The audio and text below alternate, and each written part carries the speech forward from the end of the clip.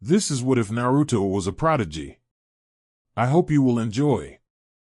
They panted loudly as they ran through alleyways, trying to remain free of the chaotic crowd running for their lives everywhere. They almost fell over a trash can as the roar from the giant beast shook the ground so hard it fell over onto the ground. His vision looked up at the giant beast once again, before he looked down at the ground deep in thought.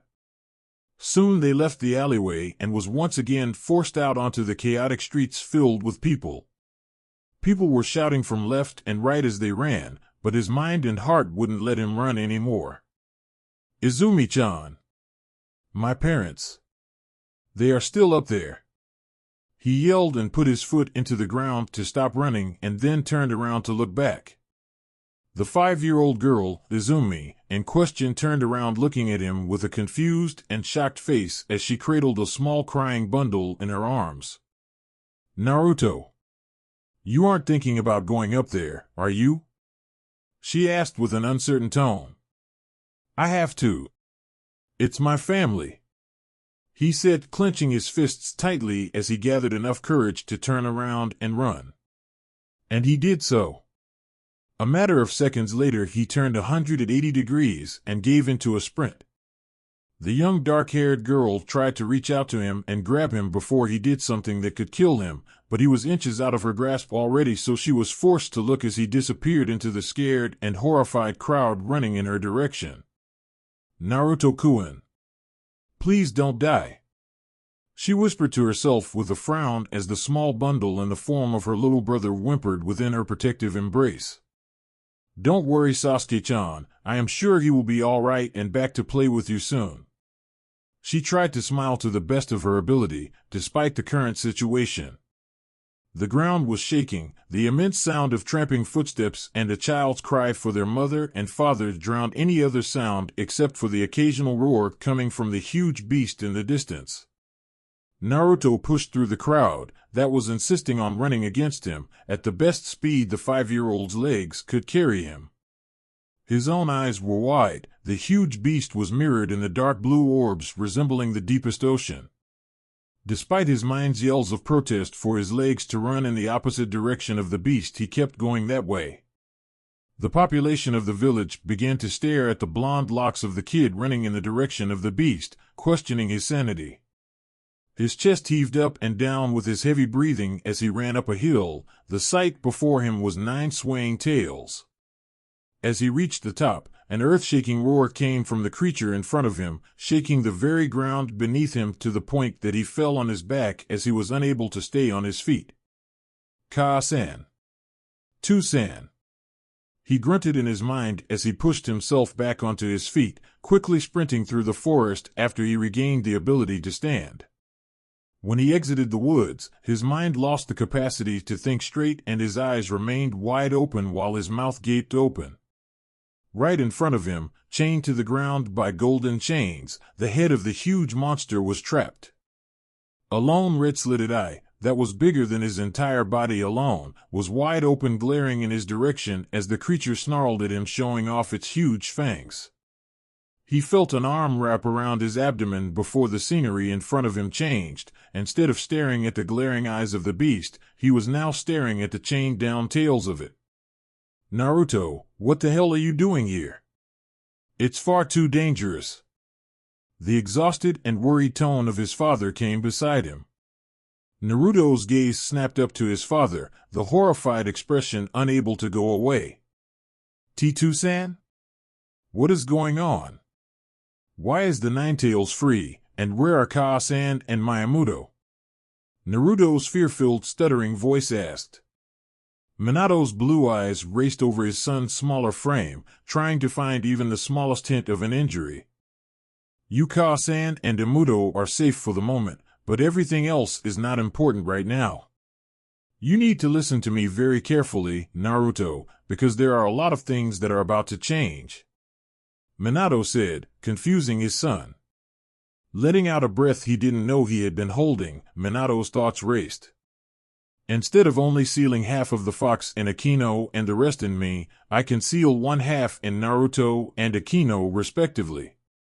Naruto only stared at his father, still scared and in shock.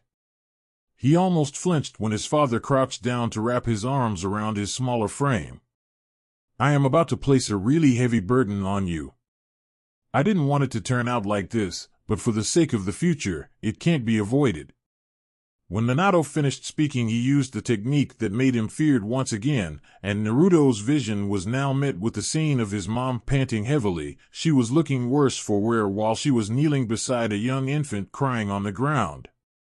Ka-san. Naruto cried out as he ran up to her, swinging his arms around her neck. Naruto-kun, what are you doing here? It's dangerous here, she whispered, her sore throat hurting from the screaming she had done earlier because of the extraction of the beast. Unable to answer, Naruto just clung to his mom. Soon the hug was joined by his father. I need to start the sealing now. I know that you don't want to place such a heavy burden on them, but our children are tough. They can take it, Minato said with confidence. I know. Kushina sighed as she released Naruto from the embrace. What's about to happen? Naruto asked with a quiet tone, looking into his mom's tired eyes as she tried her best to smile reassuringly. As you know, your Ka-san protected the village from the Ninetales before by keeping it trapped within her tummy. It will now be your duty to take over, Naruto, Minato said in a soft voice as he ruffled the younger blonde's hair. Will it hurt? Naruto gulped as he looked up at his father from the corner of his eye. I won't lie to you, it will feel like your skin is on fire, at first. Minato frowned. Wiping his eyes from the tears he hadn't felt he had shed, Naruto looked up at his father with the bravest and most determined expression he could muster, despite how scared he was inside. That's my boy, Minato said with a bittersweet smile as he turned around and started to race through hand seals. Naruto gave a quiet gasp as what appeared to be a small altar appeared around him. He was standing on a circular stone plate, with 8 candles placed in a circle around him. T2-san. It's all right, Naruto. Minato sighed. It had to be now or never. Going through even more hand seals, Minato clapped his hands together. 8-sign seal. Minato roared out as a red line of chakra emerged from the Ninetales and flew right into Naruto's abdomen, making the young boy grunt and groan at the burning sensation. As the line of chakra disappeared, a seal was now evident on his stomach. 2-san. It hurts, Naruto said, dropping to his knees while wrapping his arms around his midsection, trying to ease the pain somehow. I'm sorry for causing you such pain, Naruto, but I know that you are more than tough enough to take it. You are my son after all, Minato said, panting slightly, now looking over at the sleeping infant. Now for the second one, Minato whispered to himself when he heard the sickening coughing from his wife, making him snap his attention toward her immediately. Kushina, are you all right? Minato yelled as he started to run over to her. But after the first sealing, the Ninetale's size had decreased greatly, making the chains go loose around it. It quickly used the opening as it roared to send its claw first, towards the infant on the ground. Naruto's eyes widened as he jumped to his feet, only to fall on the ground with a loud yelp due to the pain and exhaustion caused by the recent sealing of the half Ninetales into his gut moments before. He laid on the ground, waiting for a cry or yell from either his baby sister or his parents. But it never came. His eyes opened slowly, only to be full of tears the next moment. A claw from the Ninetales had been stopped mere inches away from his back by the very bodies of his parents that stood with pained expressions as the claw penetrated their midsections. It seems like stuff didn't turn out the way we wanted it, huh, Naruto-kun, Akino-chan? Kushina tried to say in a soothing voice, but the pain in her voice was far more evident. Unable to say anything, Naruto stared up at the sad and pained faces of his parents, trying to mouth several words, but failed to let them out. Naruto, please lay your sister on the altar. Minato coughed out, trying his best to stay strong in his last moments. Naruto gave a shaky nod as he with trembling legs stood up and laid his sister down on a soft pillow lying on the stone plate where he had been standing moments before. trying his best not to fall on the ground again due to the exhaustion as he held the precious bundle in his arms. "Now, please step aside, we don't have much time." Minato groaned as he went through the same hand seals again, letting the red string of chakra connect to his newborn daughter, where she seconds later started to cry out from the sealing formula getting burned onto her skin. As the sealing was finished, the baby girl was lying on the soft pillow whimpering, the uncomfortable pain on her skin, irritating her beyond anything else she has ever tried in her short life. Dropping to the ground, Minato and Kushina kneeled panting heavily looking down at the holes going through their midsections, before smiling bitterly. "Naruto-chan, please come here." The young child slowly stepped over to his parents with shaky legs. He was now looking them in the eyes as they smiled despite the pain they were going through, as if it was the last time they would see him ever again. "There are tough times ahead. I want you to know that I'm so proud of you, my son. You are the best boy a father and mother ever could hope for. Your mother and I don't have a lot of time left, so I just want you to know that despite that we aren't here much longer, that you aren't alone. There's Kakashi, Jiraiya, Hiruzen, and Fugaku's family. They'll look after you." Minato said in between heavy breaths. "Naruto, don't be picky, eat lots and grow strong. Make sure that you bathe every day and stay warm. Also, don't stay up late, you need lots of sleep. And make friends. You don't need a lot of friends, just a few ones you can really, really trust. I wasn't very good at it, but keep up with your studies and practice your ninjutsu hard. Remember that everyone has strengths and weaknesses, so don't get too depressed if you can't do something well first try. Respect your teachers and upperclassmen at the academy." She paused to take a deep breath. "Oh, and this is important. It's about the 3 prohibitions for a shinobi. Be extra careful about lending and borrowing money. Put your mission wages into your savings account. No alcohol until you're 20. Too much can ruin your health, so drink in moderation. Another prohibition is women. I'm a woman, so I don't know too much about this, but all you need to remember is that this world is made up of men and women, so it's only natural to take an interest in girls. But just don't get hooked on bad women. Find someone just like me. Speaking of the 3 prohibitions, be wary of Jiraiya-sensei, you know." Kushina paused again, feeling it become harder and harder to speak as a tear ran down her cheek. "Naruto, from now on, you're going to face lots of pain and hardship. Be true to yourself, have a dream and have the confidence to make that dream come true. There's so much. Oh, so much more that I want to pass on to you. I wish I could stay with you longer." Kushina started to cry endless tears before her body started to go numb, while she slowly fell on the ground beneath her.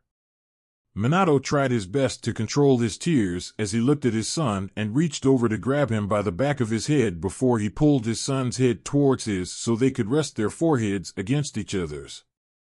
"Naruto, take care of your sister. You are the only one she has left. Grow strong and protect her." Naruto sniffled loudly as he tried without luck to hold his tears in. "I will. I will become strong and protect her. I will.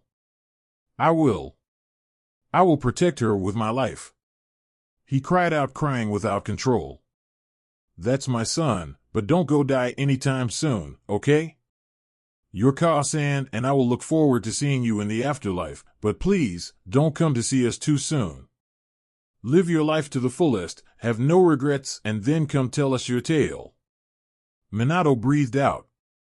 "I have never been more proud of you. To experience so much in one night and still stand tall and brave, you truly are my son, not that I ever doubted it." Minato grunted out with teary eyes, while his son still couldn't control his tears at all. "One last thing, I don't ever hope it comes to it, but I have sealed a bit of your mother and I's chakra in your seal so that in case the seal ever is about to break, we will appear and help you out." Minato coughed a bit of blood up, much to Naruto's horror. "Two-san, why you can't die? None of you can. Please, don't leave me alone." Naruto grabbed his father as hard as he could, feeling as if he didn't, he would disappear. I told you, didn't I? You'll never be alone. You got so many people in your life that will make sure you are healthy and all right.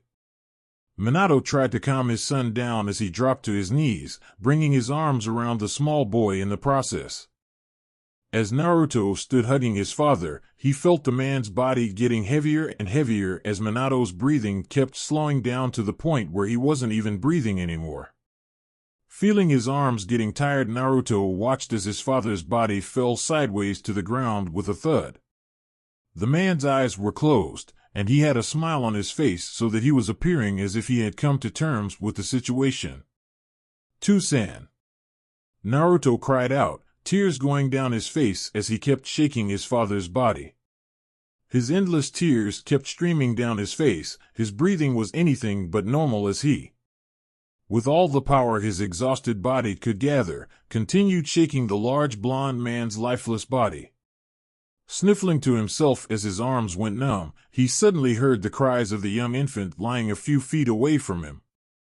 The scene of his father requesting that he would take care of his sister played before his eyes, and Naruto took a deep breath. He wiped his tears away from his eyes, and stood up on shaky legs, and just when he was about to take the first step toward his sister, his vision got blurry and his body fell forward with his face slamming into the ground. And then everything went dark. In a dark room, around a long oak table, the elders and clan heads of the village sat, with the former Hokage, the third Hokage to be precise, at the end of the table. It is with deep sorrow and regret that I now will announce that Minato Namikaze, our beloved fourth Hokage, has passed away, Hiruzen said with a tired and sad tone. Most of the people present had already assumed that this was what the summit was about, especially since Minato himself wasn't present. But the few who hadn't thought so far sat with shocked and saddened expressions. "If I may ask, Sarutobi-sama, how did he pass away?" Tsume Inazuka, the head of the Inazuka clan, asked with a sorrow-filled gaze, as she without moving just stared at the table in front of her like many others. "When I arrived at the place he fought the nine-tailed fox, he wasn't dead yet. His wife, as some of you may know as Kushina Uzumaki, former Jinchuriki of the Fox, had set up a barrier around the place to prevent enemies from leaving or entering the area, which in the end resulted in myself being unable to assist the pair since I was on the wrong side of said barrier." Hiruzen took a break to let the information sink into people's heads. "Hiruzen, what about the pair's children?" Danzo Shimura questioned from Hiruzen's right. "I'm getting to that, Danzo, no need to be impatient. Minato had, I assume, in order to keep the balance between the villages and the tailed beasts, sealed from what I could gather at the place I was watching, one half of the nine tails into his son and heir, while he sealed the remaining half into his and Kushina's infant daughter." Hiruzen yet again took a break to let all the information sink in. Shikaku Nara rose a brow at the mention of an infant daughter. "You speak of their infant daughter, yet I fail to remember any records on Kushina being pregnant again after Naruto was born." People's heads turned to look at Hiruzen for answers. It was not made common knowledge that Kushina was pregnant. As some of you may know, a female Jinchuriki seal weakens during the birth of her child. Since it almost went wrong when Naruto was born, more safety precautions were done this time around. However, something that we weren't expecting had happened. "Safety precautions?" Shikaku again questioned with a raised brow. If so many safety precautions had been taken, why did the nine tails break free? Despite how strong the barrier we put up was, and how strong the ANBU squad that protected them were, it wasn't enough to stop the enemy that infiltrated the chamber Kushina was giving birth within, just in time to release the nine tails, Hiruzen explained. "So, the seal didn't fail, but somebody forced it out of her." Inoichi Yamanaka concluded and narrowed his eyes with a clenched fist. "Indeed, there was someone that forced it out. From what a recon team could gather, an entire field has been blown up not long away from the birth chamber, and the Inazuka tracker on the squad could smell Minato and an unidentified shinobi sent all over the place. Not to mention all the slaughtered ANBU operatives outside of the cave," Hiruzen elaborated, while Tsume nodded confirming it. To get someone as fast and intelligent as Minato off guard, one must be really strong and intelligent themselves. This enemy is not to be taken lightly. Do we have any reason to believe he or she will strike again to try to regain the fox spirit? Fugaku Uchiha spoke up finally. We believe the enemy is badly wounded. The field we assume Minato and the enemy battled is destroyed beyond recognition, yet we didn't find any wound on Minato's corpse that had happened prior to the fox killing him. So with enough luck, we will be free of this unidentified threat for the time being. Danzo spoke up from beside Hiruzen. And if the enemy truly did retreat so Minato could join us in the battle, we have all reason to assume that either the enemy retreated or died. But we haven't found any core, so the first possibility is probably the most likely one to be true. Tsun said. Now, back to what we discussed before we got sidetracked. Minato and Kushina gave up their lives to save their children. Both of them are fine, but they are still adjusting to the seals that have been placed on them, meaning that they are now resting together in a hospital room with Kakashi Hatake, my own student Jiraiya, and an entire squad consisting of the best ANBU we got guarding them. Hiruzen said, relieving quite a few people present. Why was Kushina's pregnancy kept a secret to us? We could all have gathered our elite clan members to help out at the cave. Choza Akimichi said with a questioning tone. When Kushina was pregnant with Naruto, it hadn't been meant to go public as it did at all. But things happened and word spread. This time around we hoped to keep stuff simpler and quieter, which they were during the pregnancy period at least. But somehow this enemy found out that not only was Kushina pregnant, but also where she was at the time she was giving birth. Hiruzen explained as simply as he could. The enemy must be really resourceful, not to say talented. To be able to match Minato in battle is no small feat. I doubt this will be the last we see of him. He didn't get his prize. I am almost sure if he will return sometime after he recovers. I don't have an idea when, but I think we should prepare anyhow. Shikaku voiced his concerns. And we will be prepared. We now know that this kind of threat looms around the walls of the Leaf, so we shall rise stronger than ever to make sure Minato and Kushina's sacrifice won't be in vain, Hiruzen said with determination as he picked up the red and white hat from the table and placed on top of his head. As the former Hokage, I shall retake the position to ensure the safety of the village and the people within it, until the era of a new Hokage comes forth. Hiruzen nodded out to the table, receiving a nod from everyone in return. All right, this meeting has gone on long enough. I want all of you back out on your stations. We still have wounded shinobi, civilians, and even children. Get them treated. Save or destroy buildings that are close to collapsing. We need to secure the streets so that people can roam the village again and get back to their life. There are several already collapsed buildings with people that are still alive buried beneath. Get to them and then get them to safety and treatment. Dismissed.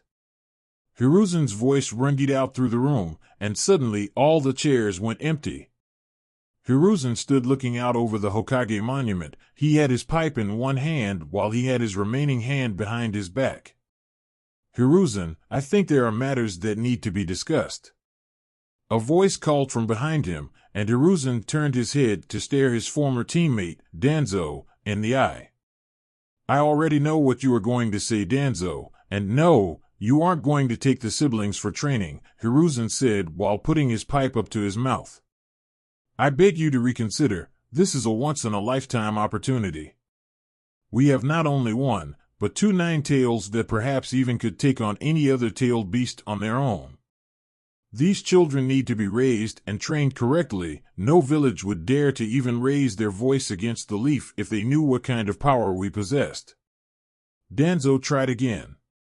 You have been a shinobi long enough to understand that a shinobi's greatest weapon is surprise. Danzo, why would you wave our Jinchuriki around like a prize simply for everyone to see?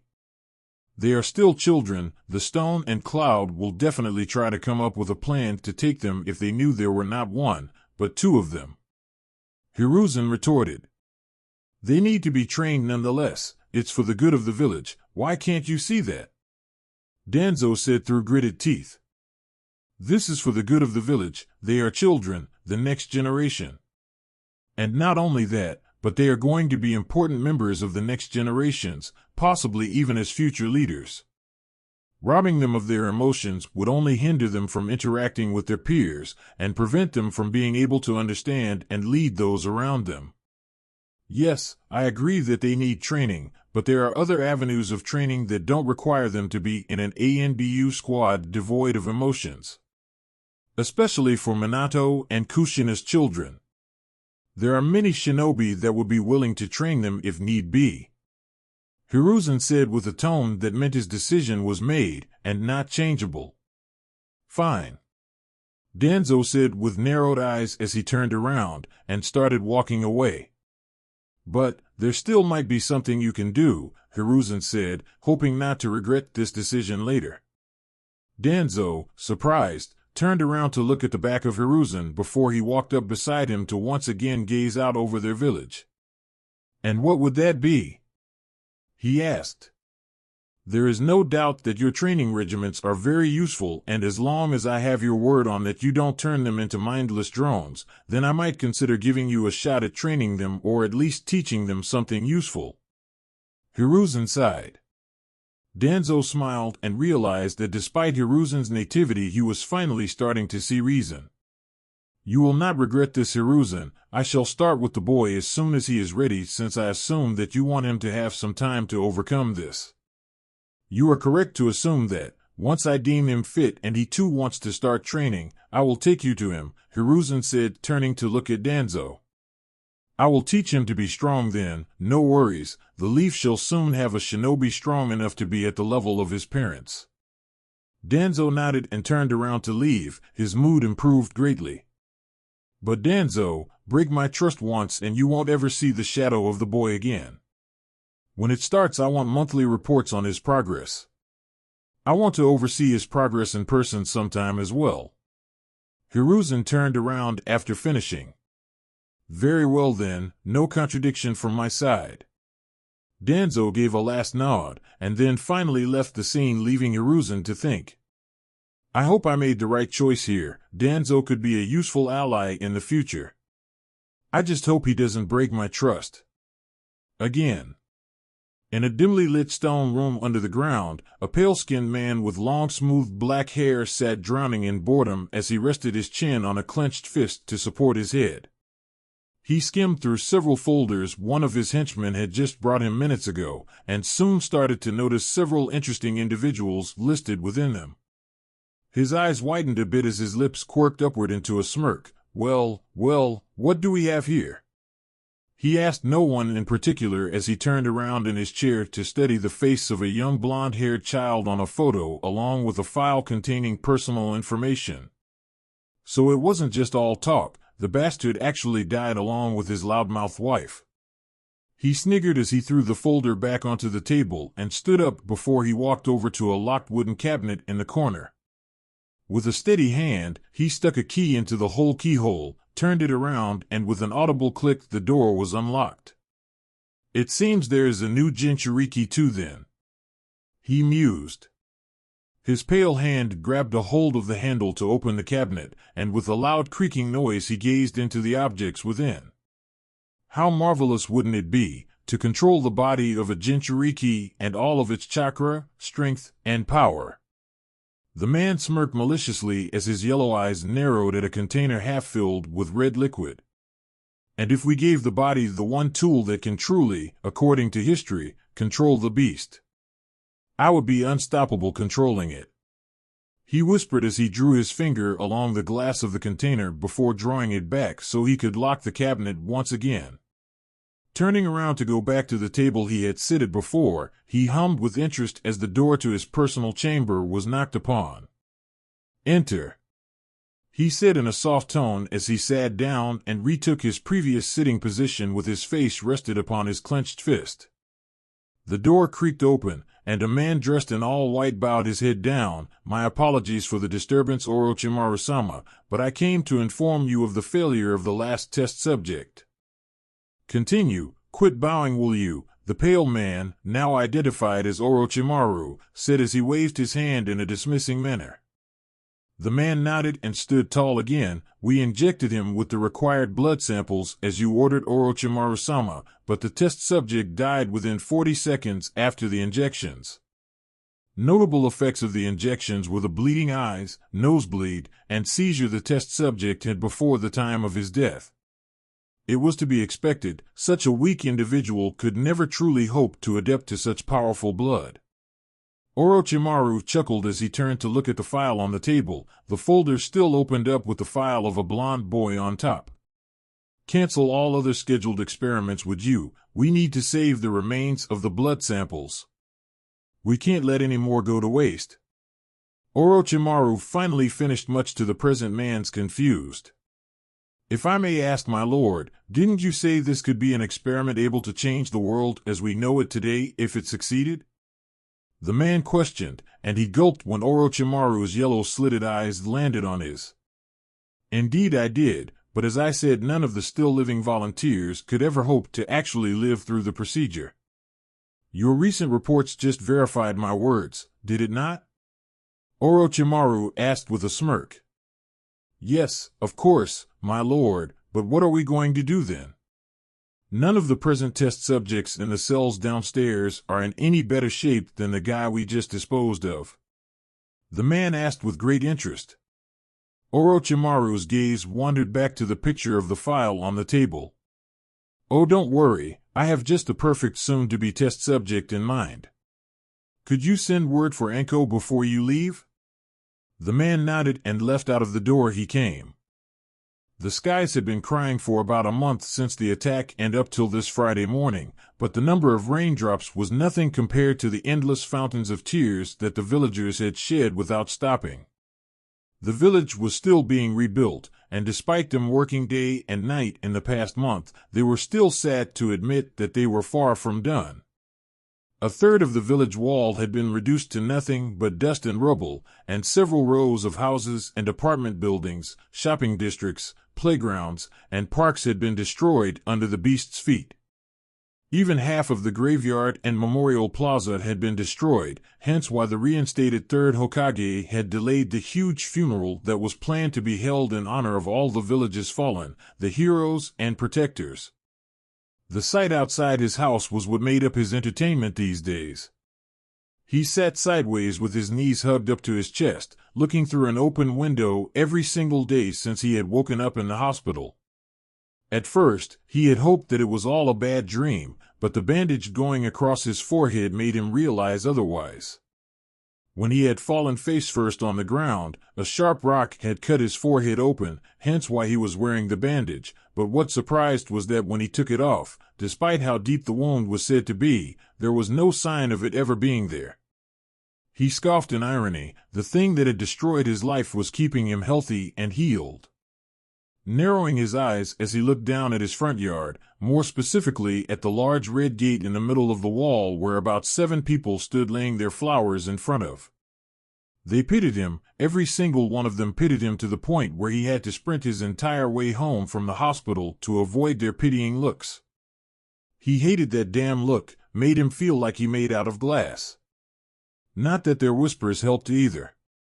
Everywhere he went all he heard was, "How is he going to live without his parents? And, poor boy, he isn't going to last a week alone at such a young age." He hated it all.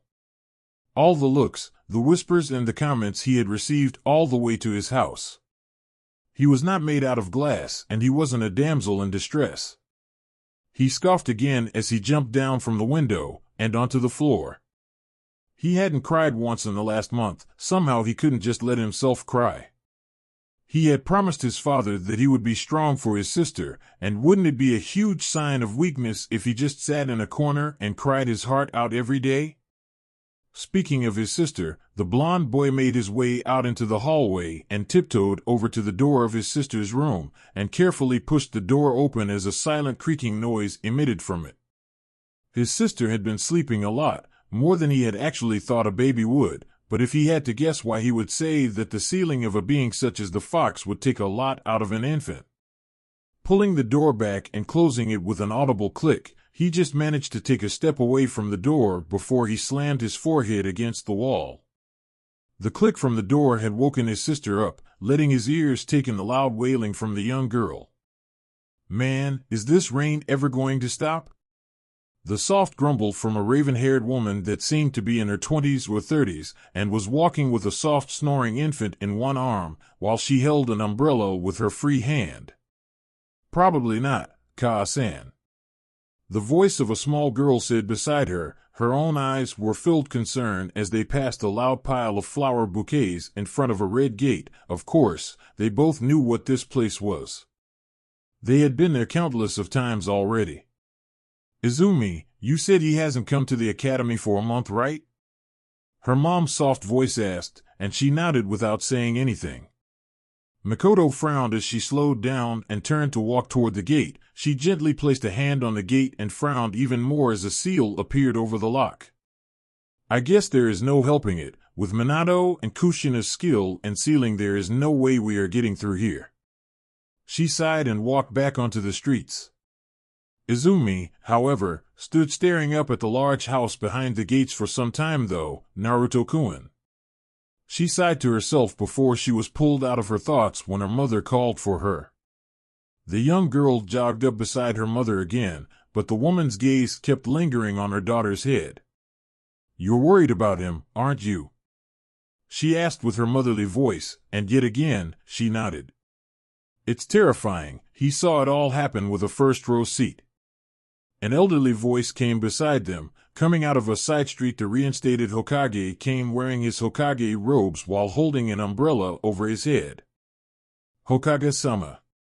Makoto greeted with a short bow, while Izumi followed, trying her best to appear respectful to the old man. "Please, Hiruzen is fine. I take it you went to Naruto's house?" he asked, taking his pipe out from within his robes and lighting it up with a small flame that appeared on his index finger.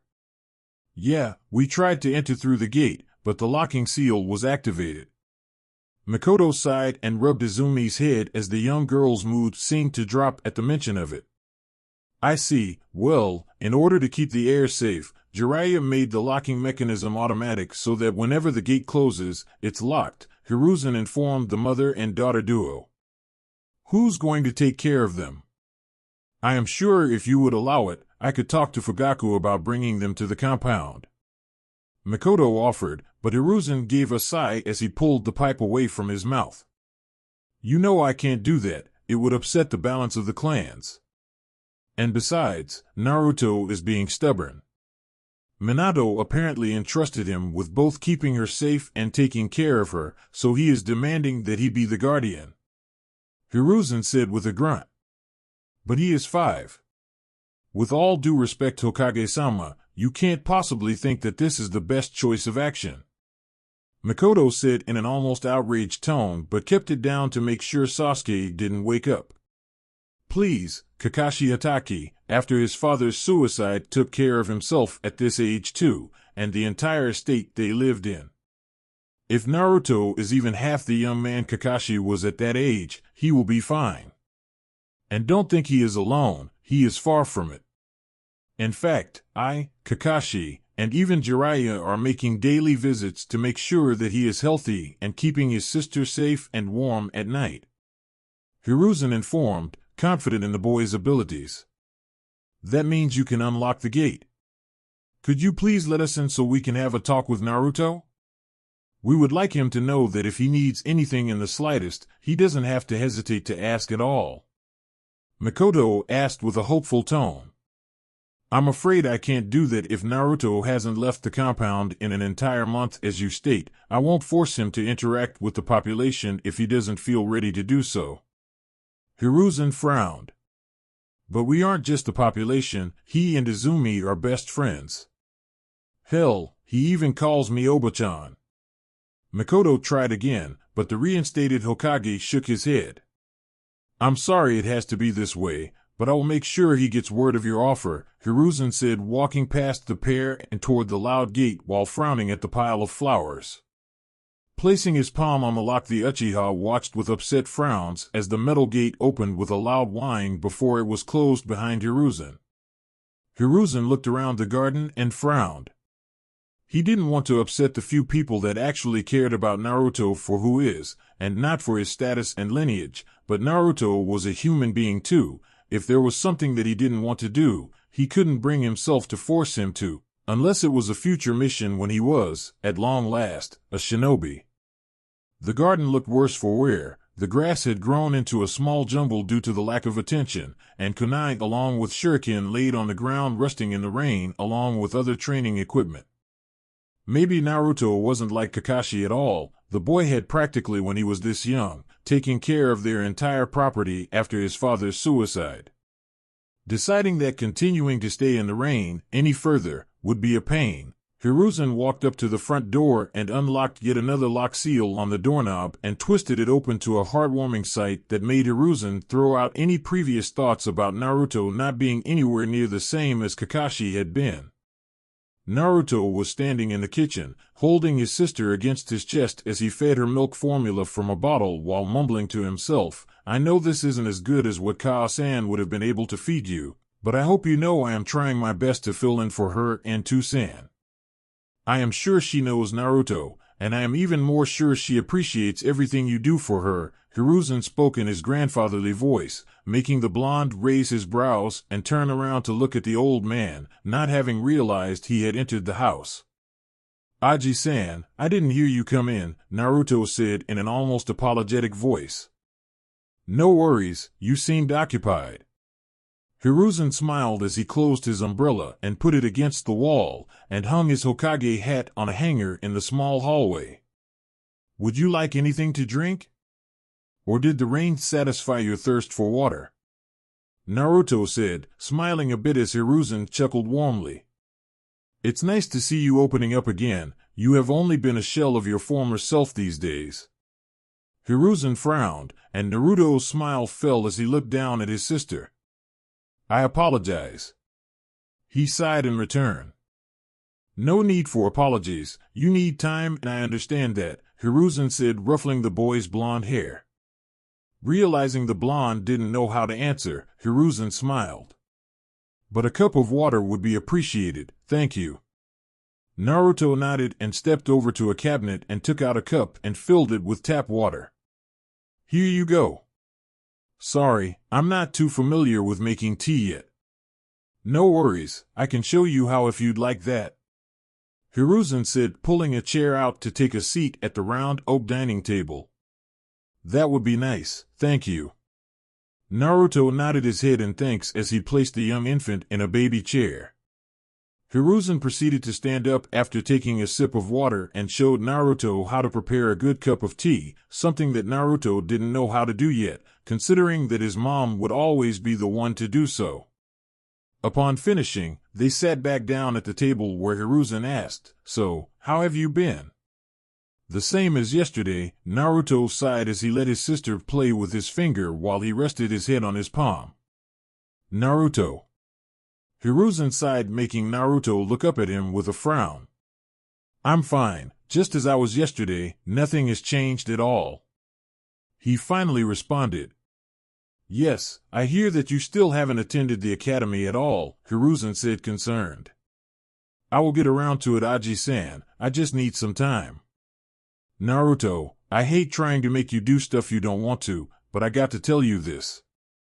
The village is using precious resources on giving you a spot in the academy, and while I will not force you to go, I feel I need to inform you that if you keep away, I may need to give your spot to another," Hiruzen said with regret. "It's just that, wherever I go, I see their faces. I hear the villagers' words, I feel their stares. Aji-san, I am tired of others making me feel like I'm made out of glass. When I ran home from the hospital, an old lady laid her jacket down in a puddle of mud so I didn't have to step in it, as if I would break into 1,000 pieces in case I fell," Naruto said through gritted teeth, making his sister upset as she could feel his mood drop. Hearing her soft whimpers, Naruto kissed her cheek, making her giggle in delight, which in turn made the blonde give a soft smile.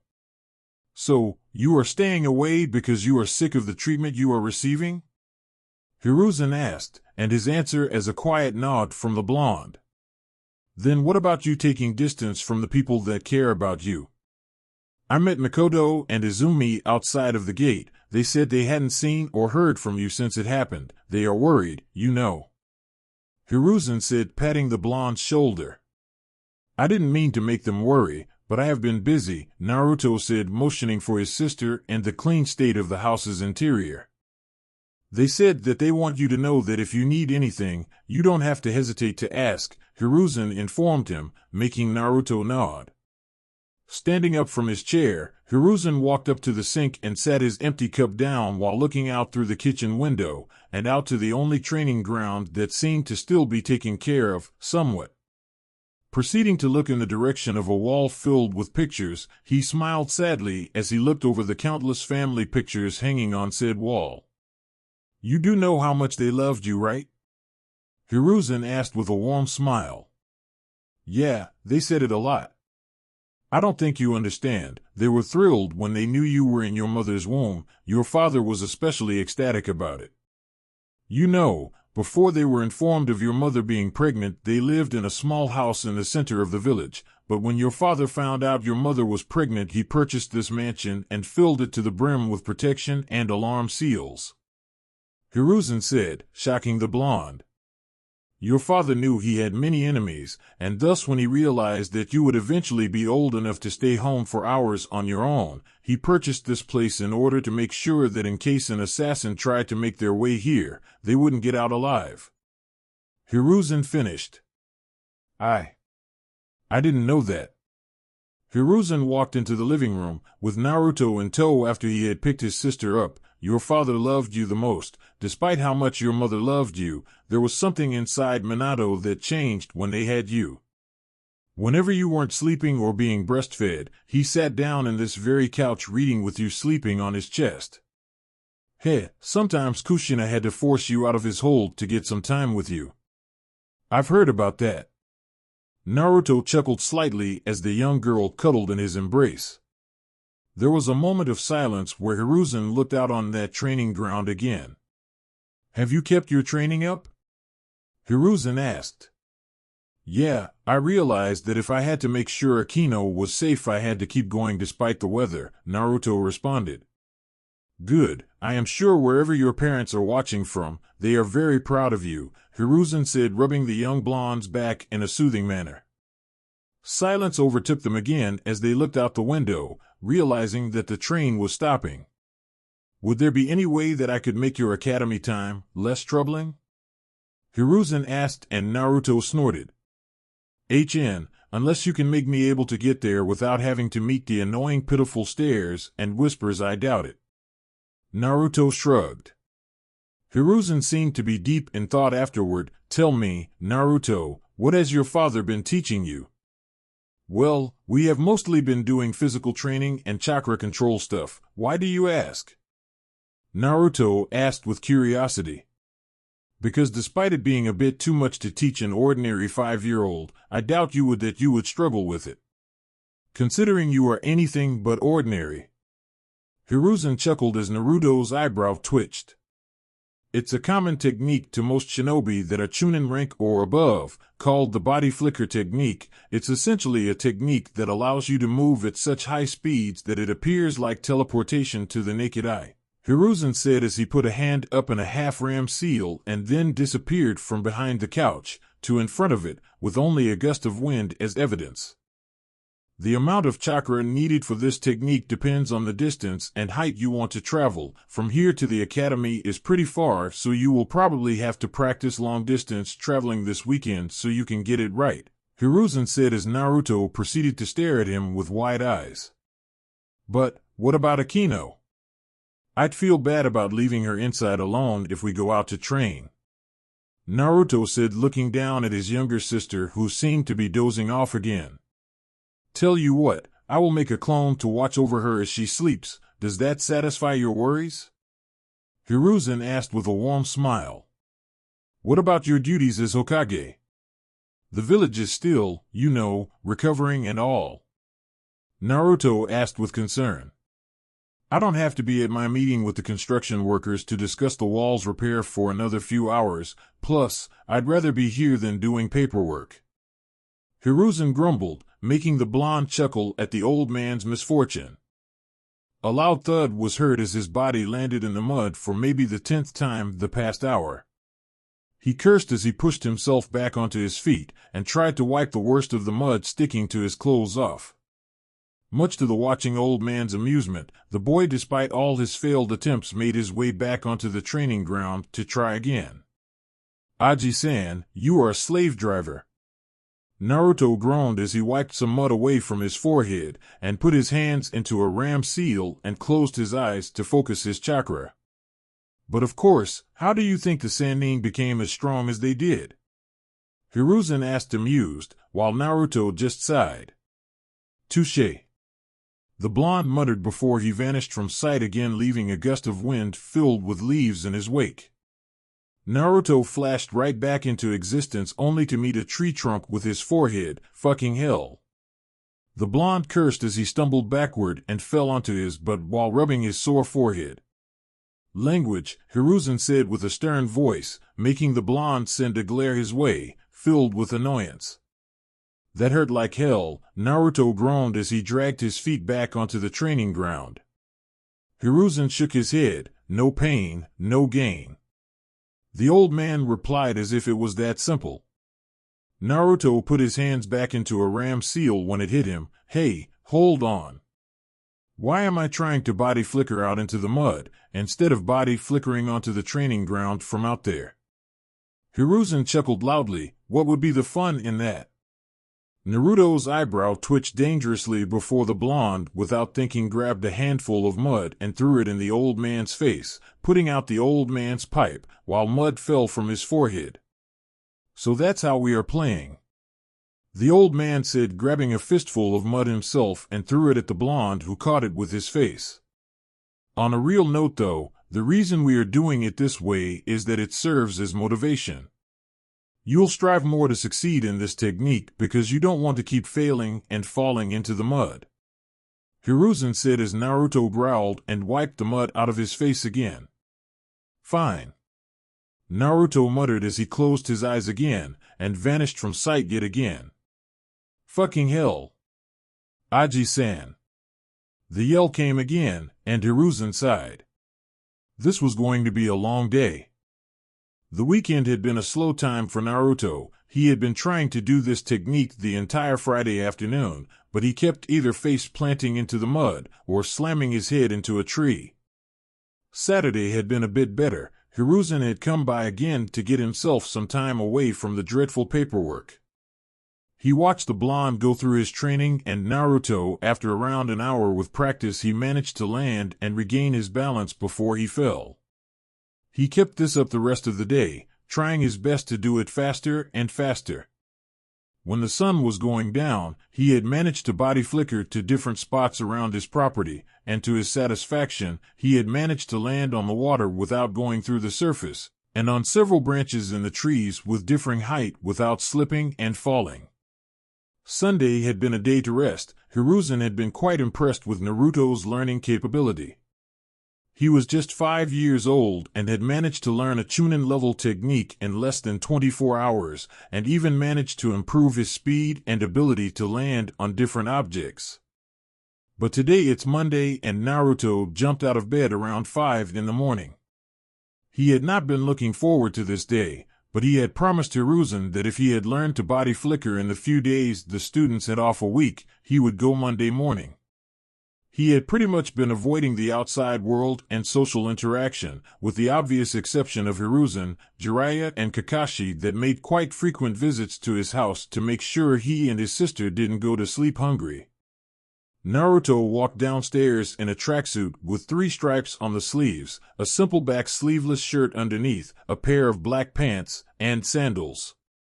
To the adult generation, this outfit might seem familiar. That's because it is familiar. Naruto had found this outfit in a box inside his father's study and decided to try it on. Since there were still around 3 hours till he had to be at the academy, Naruto went outside into the cool morning air and started on his training. He first went through the physical training, which consisted of 10 laps along the perimeter wall of his property, some punches and kicks to a training dummy, and a few sets of push-ups and sit-ups. He had been breathing heavily when he finished. He had speeded things up this morning and thus managed to finish his overall workout routine after a quick 30 minutes. The next step was ninjutsu practice, and he realized something was wrong. He had managed to do the substitution jutsu and transformation jutsu with a bit of difficulty, but couldn't do the clone jutsu at all anymore. He, after a few moments of wondering, decided to ask Hiruzen later and went on with his practice of the body flicker technique. His overall goal with practicing this particular technique was that he wanted to be able to make multiple leaps and jumps in a short amount of time if his focus and control of it went up. An hour went by with this, and Naruto had been laying on some stone tiles that went all the way around the house when he heard his baby sister crying inside the house. Sitting up with a groan, Naruto wiped the sweat off his forehead and used the body flicker with a minor smirk to land outside his sister's bedroom door. Izumi hadn't been having a great month so far. She had gone with her mother almost every single day to buy groceries, wishing that one day they would walk past Naruto's house, he would be outside, or the gate would be open. But at last, it hadn't. Not once had she seen the blonde, and not once had the gate been open. She was starting to worry a lot. Of course, she had thought that something like this could end up happening when the blonde boy had turned around to run after his parents instead of staying with her and Sasuke on their way to the shelters. But of course, she had hoped against it. After she had bid her mother farewell upon arriving at the academy grounds, she had started to walk through the academy doors. She had been walking behind a long row of students toward their assigned classrooms, but it was as if her heart had skipped a beat when she noticed the mop of spiky blonde blocks in front of a few people in front of her. "Naruto?" she had asked loudly enough to catch the air of the Yondaime Hokage's attention. She started to increase her walking pace as she pushed through the groups of academy students, much to their annoyance as she made her way up to the blonde boy. Naruto had been annoyed, to say so, at least when he had arrived at the academy. Most of the students along with their parents had given him those looks, and whispered to each other like they did that day he had run home from the hospital. He had been clad in the outfit he had found in his father's closet. He had opted for keeping it on instead of changing it. As he walked, he could see the annoyance on some students' faces. He was still smelling from the sweat and mud from his training after all. But it wasn't like he cared. He could care less. He had been walking with his head down along with his hands inside his pockets when something caught his attention. Someone was yelling his name. And not just anybody, but someone familiar. He had stopped up, right in the path of some other students, making them glare his way, but they were silenced when the blonde fired his own their way. As he turned around, the first thing he was met with was a pair of slender pale arms wrapping themselves around his neck in a tight embrace. It took him a while to understand the situation, but his mouth finally moved. "Izumi-san?"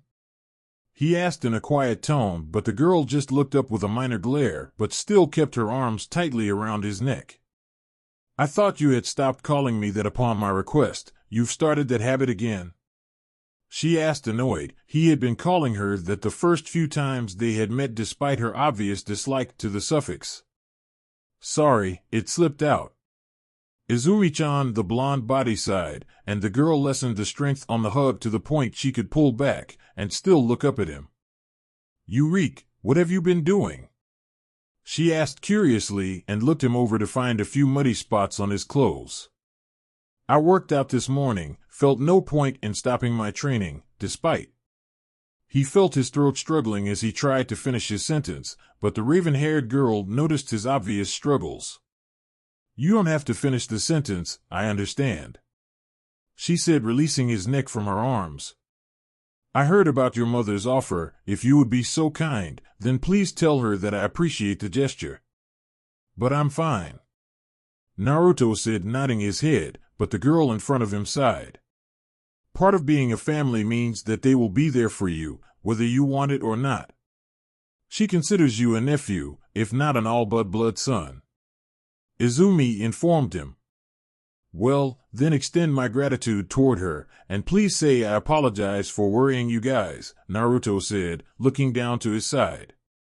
Since when did you start speaking with such formal words? I remember that not even a few months ago in class you glared at the teacher when she told you to speak with more dignity. Izumi giggled, which was quite a rare sight. Well, I don't know. I feel like I should treat people I respect and care about with a little more, well, respect. You don't know when they are gone after all. Naruto frowned at that. Yet you still come here without showering. She smirked at him. The blonde just sighed and shrugged his shoulders. Baby steps, I guess. What about your sister? I heard that you take care of her, but what about when you are here at the academy? I hope for you that you haven't just left her alone at the compound. Izumi said with a skeptical gaze. Please, do you think so little of me? I have upon Aji-san's daughter's offer, Mariko-sama, take care of her in the meantime. I am to pick her up after school and additional training. Naruto said, slightly offended that she would think he would do that. Izumi, however, just smirked and looked up at the clock before she grabbed his hand. This was indeed another quite rare sight. Come on, if we don't pick up the pace we are going to be late for class. The blonde heir sighed. Izumi was still the same as ever. The day had been pretty much as Naruto had predicted. He had entered the academy, met Izumi for the first time in around a month, and ignored almost everything and everybody present. Of course, he had been polite enough to answer the teacher's questions, and much to their delight the blonde had, despite his uninterested attitude, answered almost all questions with the correct answer. So long story short, the day had gone slow. But he had endured, mostly because every time he had begun to feel down or any similar emotion, Izumi had pulled his focus away from those thoughts, and onto something else. Naruto closed his book for what felt like the 100th time this day. The teachers had finally dismissed him for the day, and he felt his mind exhausted beyond anything he had tried before. This was mostly because of all the stuff he had to endure, stuff like hearing how sorry everybody is and trying not to slam a book in their face afterward. He stood up and packed his backpack in a hurry, and discreetly slipped away from the bunch of students in the middle of the room and toward a window at the back. Putting his fingers on the window, he pulled it up and applied chakra to his feet as he slipped out of it and walked up the wall toward the roof. But despite his attempts to disappear as discreetly as possible, he didn't manage to catch the sight of a mature woman's onyx eyes looking at him from the academy grounds. And her eyes followed him as he crawled over the railing on the roof. Naruto landed with grace as he looked around him to make sure that the roof was empty. When he spotted no one, he sighed in relief. The day had been long, and the classes felt like they would never end. But now the day was over, and he didn't look forward to tomorrow at all. So, you're the guy Izumi was so worried about. Naruto stiffened as he heard a voice from above him. He looked up to see a dark-haired boy that was a bit taller than himself. His appearance was quite simple. He wore black pants and a high-collared black shirt. But the few things that stood out were the tanto strapped to his back and the headband tied around his forehead. Who are you supposed to be? The blonde asked with narrowed eyes, but despite his hostile behavior the dark-haired boy just laughed and leaped down from the pole.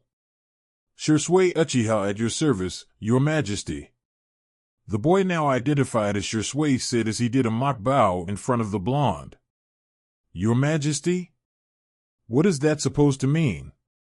Naruto asked after a snort. Well, since everybody treats you like a porcelain figure, I figured that you had a high status.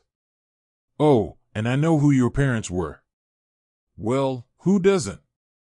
Anyway, jokes aside. I got no idea why she is so worried about a broody sandwich like you. Shursui said looking at him with a smirk as he studied the blonde. Broody sandwich? Naruto asked with a throbbing tick mark on his forehead. Shursui just shrugged and leaned against the railing. Yeah. You are like a brooding sandwich. Look at me, I can act like a total ass because my parents died. Please bow before my broodiness. Shursui said with a mocking tone. What is your problem? I don't even know you, and you come here and insult me like the biggest jerk to ever set foot in this village?" Naruto asked in a low tone along with a small glare. "I am the one insulting you? Ha ha. You literally just called me the biggest jerk in the village right after. You are a bigger hypocrite than my dad was, and that says a lot." Shisui chuckled as he rested his chin on his palm. "Go bother someone else, I got places to be." "Jerk." Naruto grunted and pushed past Shisui, who still smirked like an idiot. "Yeah, maybe the one I go to won't be the biggest crybaby in history. Look at you, acting high and mighty, you're just a wimp though." "Well, boo-hoo. You are not the only one that has lost their parents, both of mine died too, and I have been alone ever since. But you don't see me walking around while behaving like the world is out to get me."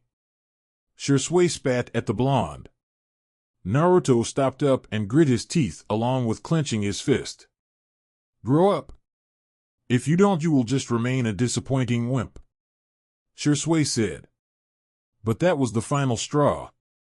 "Okay, that's it," the blonde yelled and threw a first at the dark-haired boy's laughing face. But to his surprise, Shisui just dodged by going under it with ease and elbowed the blonde in the gut, causing him to double over. "Why you?" Naruto grunted as he went low and swept at Shisui's feet, but again to his surprise his move was countered by Shisui flipped over Naruto while kicking him in the back in the process. Falling to the ground, Naruto slammed his fist into the concrete beneath him and pulled out 2 kunai knives from within his jacket and threw at the grinning Shisui. "Oh wow. These are dangerous. What would your parents say if they saw you?" "Oh, my bad." The teen chuckled. Around 20 minutes later, Naruto was down on one knee panting loudly as he glared daggers at the teen who just stood and inspected his nails like this was no big deal at all. "Feeling better?" Naruto's eyes widened in shock at hearing this. "The hell is that supposed to mean?" "Oh, you know. You looked so tense and filled with anger and frustration. So I thought it would be a good idea to provoke you, so you could let loose and relieve yourself of all that anger-filled tension," Shisui said as if he had just succeeded in his genius master plan. "So all that taunting were just to make me attack you?" Naruto grunted out, feeling confused. "Oh, not all of it was. I still mean that you are a brooding sandwich." Shisui chuckled. Naruto sighed and stood up again while rubbing his shoulder. "I suppose I needed that," the blonde admitted after realizing he felt a little lighter on his heart. "See? I knew it would work. Thank me later because the two of us need to get some work done," Shisui said, further confusing the blonde boy. "What are you talking about?" Shisui looked him in the eye and did a nice guy pose. "Well, for an academy student your stance and moves aren't bad at all. So I figured that if your book smarts are of the same caliber as your fighting capabilities, the academy is probably really damn boring, am I right?" Naruto blinked at that. "Yeah, so what?" Naruto sighed while sitting down on the ground to rest. Shisui crouched down and whispered, "I have a trick so you can avoid your boring lectures, but still be present." Now this made no sense at all. How could he be there but not be there at the same time? Now. I know that face. You don't understand what I'm saying, but no worries. The awesome Shisui will teach it to you. The dark-haired Uchiha grinned sheepishly. Naruto looked Shisui over a few times. The boy had just handed his ass to him, insulted and taunted him. But now he wanted to teach him some useful techniques to avoid his boredom? "Why do you want to help me?" Naruto finally asked after about a minute of silence. Shisui adopted a thinking pose. "Well, let's just say it's an apology for kicking your butt 6 ways to Sunday." Shisui winked and gave a thumbs up. Naruto still just stared at the older boy. "What is it?" Shisui leaped back to his feet. "That's what I'm going to show you. Come on, broody booty, we can't let people here see the trick or else we might get in trouble." Shui said after swinging the blonde up from the ground and over his shoulder. I can walk fine on my own, put me down. Naruto growled in embarrassment. Yeah, but that would take too long. Shui laughed as he leaped from the roof and away. You're still a jerk though. Naruto grunted out. On the ground, the woman was still watching, but her face adopted a smile as she let a few chuckles escape her plump lips. Thanks, Shisui-kun. She mumbled to herself while watching her daughter come out of the academy. Naruto grunted as Shisui pretty much threw him on the ground after landing in a forest. Well, one of the forests. They lived in a place surrounded and filled with trees after all. Shisui smiled and rested his hands on his waist. He seemed to take in the forest before he took a deep breath in through his nose and then released it from his mouth along with a content sigh. There is nothing like the fresh air in the middle of a forest. You can smell all the scents of nature. The flowers, the animals, the trees, and sometimes the rivers. Shisui said in a low tone while closing his eyes. Yeah, you think nature is awesome. So what? Naruto asked as he got back on his feet. It's a really important skill to possess. To recognize the feel and smell of the nature around you, I mean. How do you think experienced trackers and shinobi realize something is wrong with the area around them so they can avoid traps and ambushes? Shisui asked with interest. You are the one wearing a headband here, and I'm still a first year in the academy, Naruto said, crossing his arms. He did have a theory, but this guy had said he wanted to teach him some stuff. Not the other way around. I guess that's right, broody booty. Well, a key thing to spot is the smell of smoke or fire, but since that can also be a simple forest fire, try and see if you can smell cooked food in the area the smoke comes from. Shisui said, holding up one finger. He lifted a second finger a second after. Another key thing is to spot stuff that is out of place, let's say a snapped stick or perhaps footprints in the mosh. Maybe even a campfire that has recently put out? Naruto nodded at that. This was some of the stuff he had read about. So, smell and sight is important. What about sounds? Finally caught your interest, eh? Well, of course, the sounds of branches snapping is a quite simple one to spot, but most experienced shinobi know how to avoid that. Other than that, fabric sounds. If you are completely still and silent, you will sometimes hear the fabric sounds of clothing when an enemy moves a single muscle or draws a weapon. Shisui said, holding a third finger up. So, I guess the sound of metal from a kunai being drawn is also in this category? Naruto asked, and Shisui nodded before putting his hand into a thumbs up instead. Exactly. As I suspected, your book smarts are obviously at the same level as your fighting capabilities. Shisui said, smirking while resting a hand on his opposite hip. Well, what about this technique you wanted to show me? Naruto asked, the curiosity getting the better of him.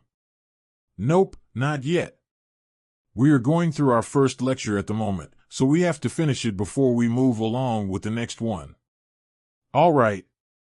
So what I want you to do is close your eyes and let your other senses take over. Tell me what you hear, what you smell, and then when you open your eyes, I want you to spot stuff in this clearing that is out of place. Shisui said, smirking at him. Okay. Naruto sighed out and closed his eyes. It took him a while to get his patience to work with him. But when it did, he became able to feel and smell the area around him without looking at it through his eyes. He could hear the winds and feel them coming from his right side. He could smell the water from a river. He could hear from his left. Letting his feet wander around a bit, he could also feel the grass tickling his toes. The slight damp feeling of the still wet grass from the previous month of rain annoyed him a bit but felt pleasant at the same time. I can feel the winds coming from my right, and also damp grass. I can smell the river and hear it to my left. And I can feel along with smell the flowers beneath us. Naruto said in a shortened version, but it was enough for Shisui to notice that he had pretty good observation skills. Correct again, All right. Now, I want you to empty your mind and take in all your surroundings through your eyes. What is out of place here? Shui said with a mischievous smirk. As a gust of wind hit Naruto so his hair swayed in the wind, he opened his eyes. He did as he was told, and emptied his mind of empty thoughts and simply let his vision guide him through this task. His eyes roamed all over the place. He watched everything over and over again while trying to spot the most minor thing that was out of place in the clearing and forest around it. He stood still for about 5 minutes before he turned to Shui and said the first thing. Well, under that tree lays a branch that looks like it has fallen off a tree. But none of the trees around it has any signs of missing a branch. Shui nodded at that and motioned for him to continue. Naruto then walked over to the tree branch and then kicked it away. The grass beneath it also suggests that it hasn't laid there for very long either. It was most likely placed here. Bravo! To think you would notice the hardest thing first is beyond me, but what about the smaller and more obvious things? Shui asked, and looked around him. Well, that tree has 3 small cut marks that probably belong to a knife or sword. They are too slim to come from claws. Then there is that branch over there. It has obvious scorch marks on the underside. Naruto said, pointing at the things. Excellent. Anything else? Shui said, trying to push to blonde to find the last few things. Naruto looked around for a minute. The grass beside that large tree looks like something heavy were placed upon it before it was removed. If I were to guess, I would say it was most likely a rock, judging from the shape and size, that is. You are good at this. But you failed to see the footprints on the moss upon those tree branches. Shui said, pointing upwards. Aren't they yours from when you brought me here? Naruto asked, and Shui shook his head. The footprints are pointed in the opposite direction, which means they are facing toward the academy and not toward this clearing. But hey! You figured all except one out. That's quite good compared to what I had expected. Shui explained, followed by praise. The realization hit Naruto after that, causing his eyes to go wide. I see. I guess there is still much to learn for me. But of course, you are still in the academy after all. But no worries, I am here to help. Shui said, winking while pointing a thumb at himself. Why? Naruto asked while narrowing his eyes. Shui blinked at that. HM? Why what? He asked afterward. Why are you helping me? You don't even know me, only who I am. Naruto asked with skepticism. Well, Izumi vouches for you. That's enough for me to know you must be a decent guy. And you look like you struggled with stuff, and as a fellow citizen of the Leaf, I felt the need to help a brother out. Shui explained as if it was the simplest thing in the world. Naruto blinked a few times without saying anything. Shui was perhaps the most selfless guy he had ever met or heard about in his short life. Thanks, I suppose, Naruto said, looking down, feeling a bit bad about having acted like an ass earlier. Ah! Look at the two of us bonding. Meh, enough of all this feely stuff. Let's get to work. Shui smiled. So, what move were you going to teach me? Naruto asked with curiosity. Moves. Shui smirked. You are going to teach me more than one thing? Naruto asked, surprised. Yup. First, I am going to teach you how to escape those boring lessons at the academy. And then, afterward, I will teach you something to complement your fighting capabilities. Shui explained. Naruto frowned at that. Why are you going so much out of your way for me? He asked. Shui just shrugged again. You make things interesting. Plus, if you get really strong sometime in the future, I get to take a shit ton of credit. Shui grinned sheepishly. Well. Okay then. What is the first thing on the menu? Naruto then asked hesitantly, ready to learn. Shui gave his signature smirk. By now, and then crossed his fingers and pushed some chakra through his chakra points. Naruto raised a brow when a cloud of smoke appeared beside Shisui and then gaped when a solid replica of him stood there as the smoke cleared. This technique is called the Shadow Clone Jutsu. It allows the user to create a solid replica out of your chakra that has more than a few uses. For one, they can be used decoys in combat, so you can either think of an attack plan or an escape plan. Another use for the clones, which will be the one that will benefit you the most, is the intelligence gathering ability. The shadow clones, upon dispersing, will send their remaining chakra and gathered intelligence back to the user. Shisui explained. This means that if I send a clone to the academy, I will get all the information it has gathered during classes while I'm at home as soon as it disperses. Naruto realized, and then smirked. Bingo! We have a winner. Just remember, they can't take a ton of damage. A hard enough punch or kick is enough to take them out. Shisui laughed and then dispersed his clone by punching it in the face. Naruto's sweat dropped at that. Gotcha. About an hour after Naruto had gotten the technique explained by Shisui, the blonde now stood with a perfect replica of himself. The technique itself wasn't hard to do at all, but using it correctly was a different matter. He had to find out the exact amount of chakra needed for one clone because at first, he kept making 3 at the time instead of just a single one. He was still long from mastering the move yet. He still had to figure out his maximum limit of clones, but also the absolute minimum amount of chakra needed to create a single functioning clone. Awesome! So, now that you have managed to do the technique and narrowed the chakra usage down to making 1 at a time, you can finally skip academy hours. But, you got to be aware of something. The more information it gathers, especially if you have more than one clone out at the time, you can get some serious headaches or even brain damage, so when you dispel them, do it in bunches instead of all of them at the time. Shisui explained, with a rare serious tone. Got it. Naruto sighed and dispersed his clone. Alright, so the next thing I want to teach is more like an eye-opener, Shisui said and sat down while crossing his legs. Eye-opener? About what? Naruto asked as he sat down against a tree to rest. Look, on the rooftop earlier.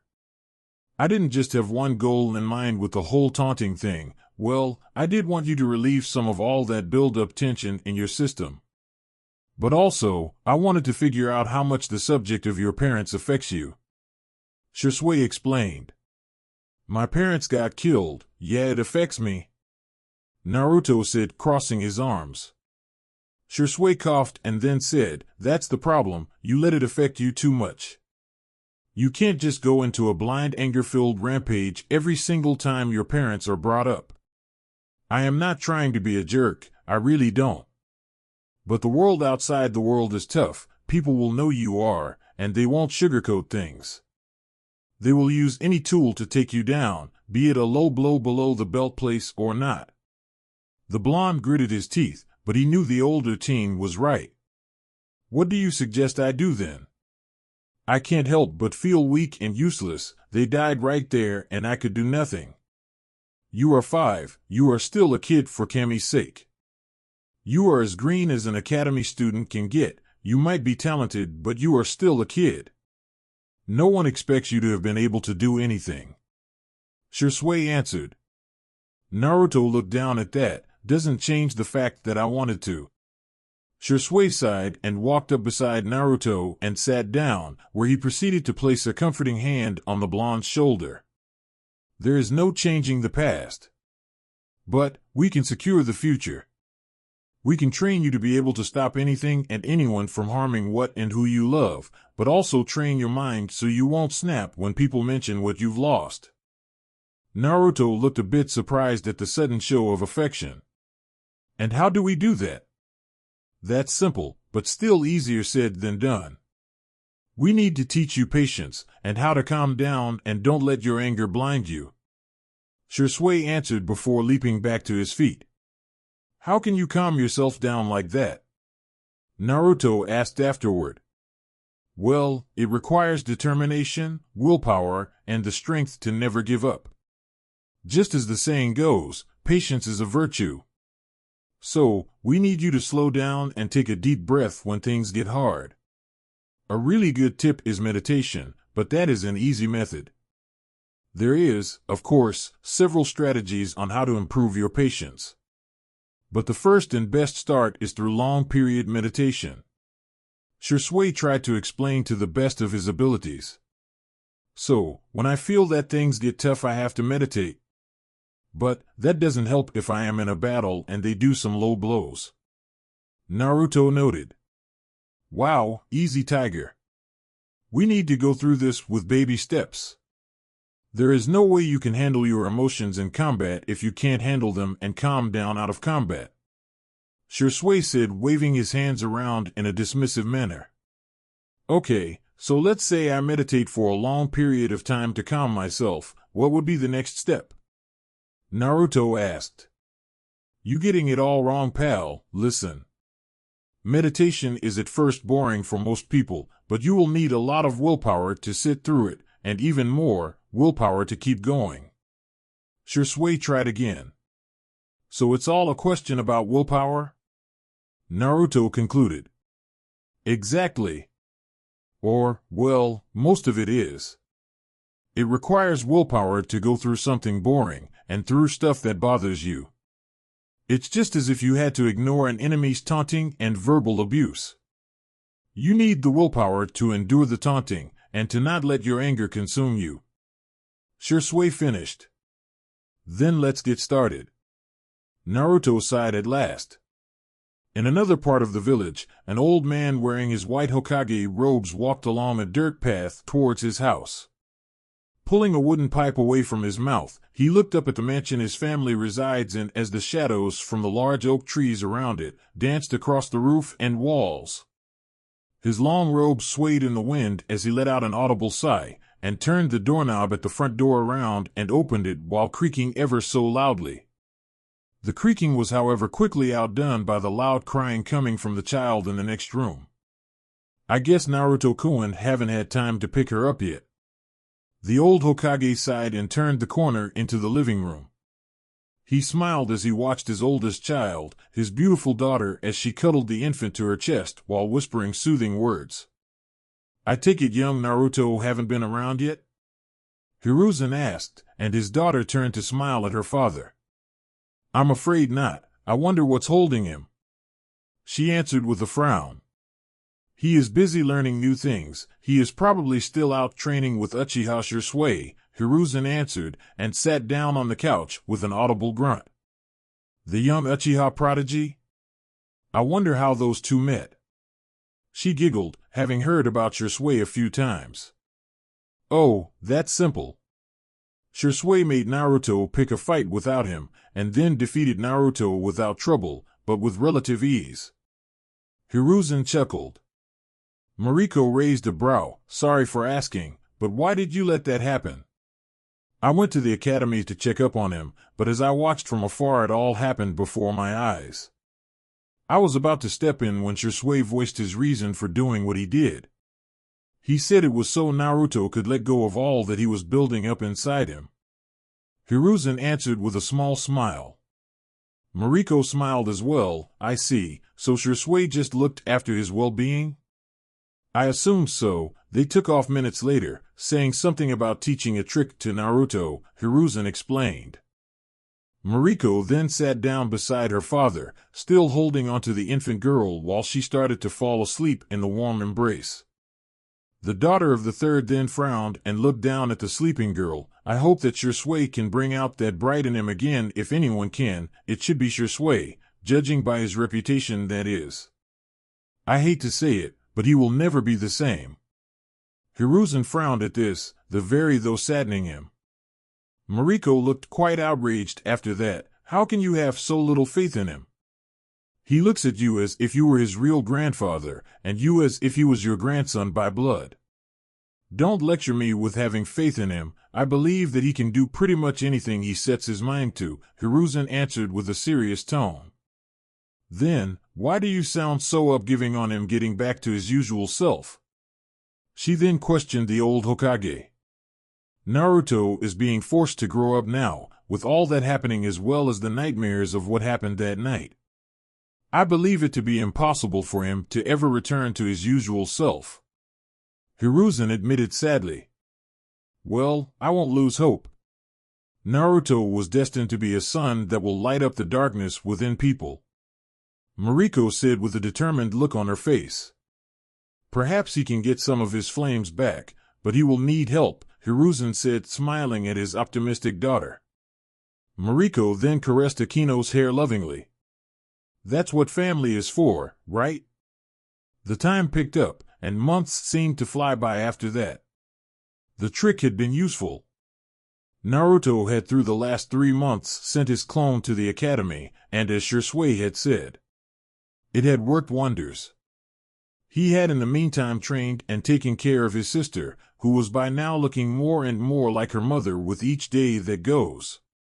She was a beautiful baby, her crimson locks were growing and her attitude resembled the typical Uzumaki already.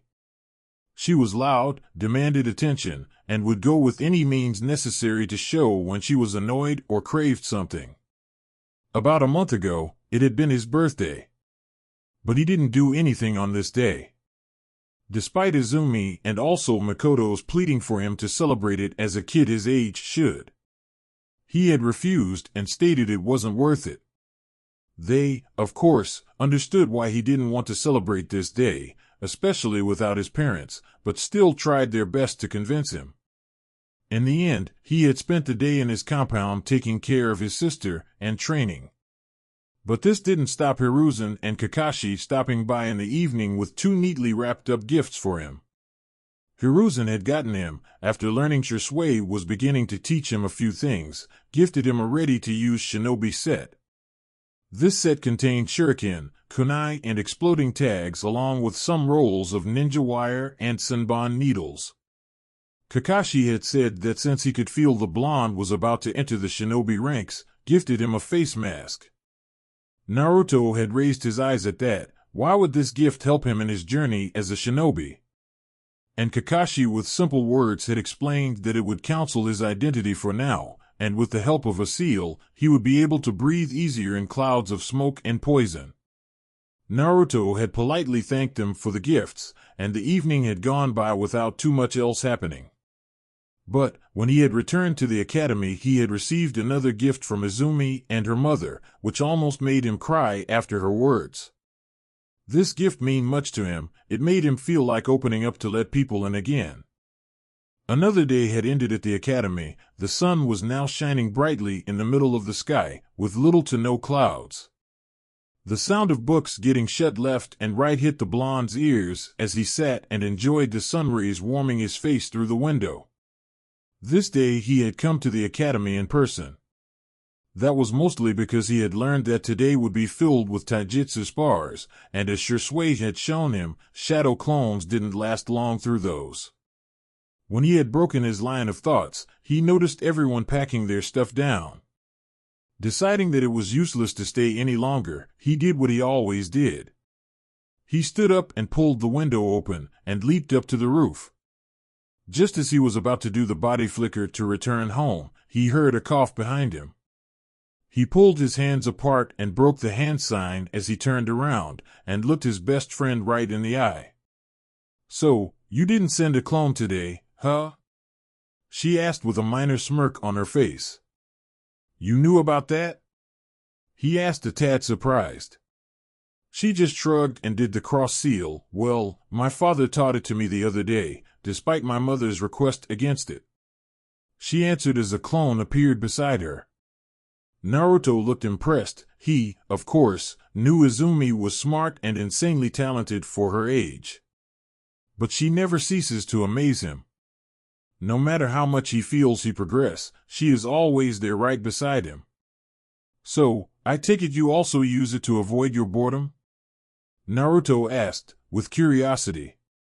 "I don't find the topics they teach in class interesting anymore, no, but I still come in person every time we have anything psychical on the schedule," she answered as she stepped up to him.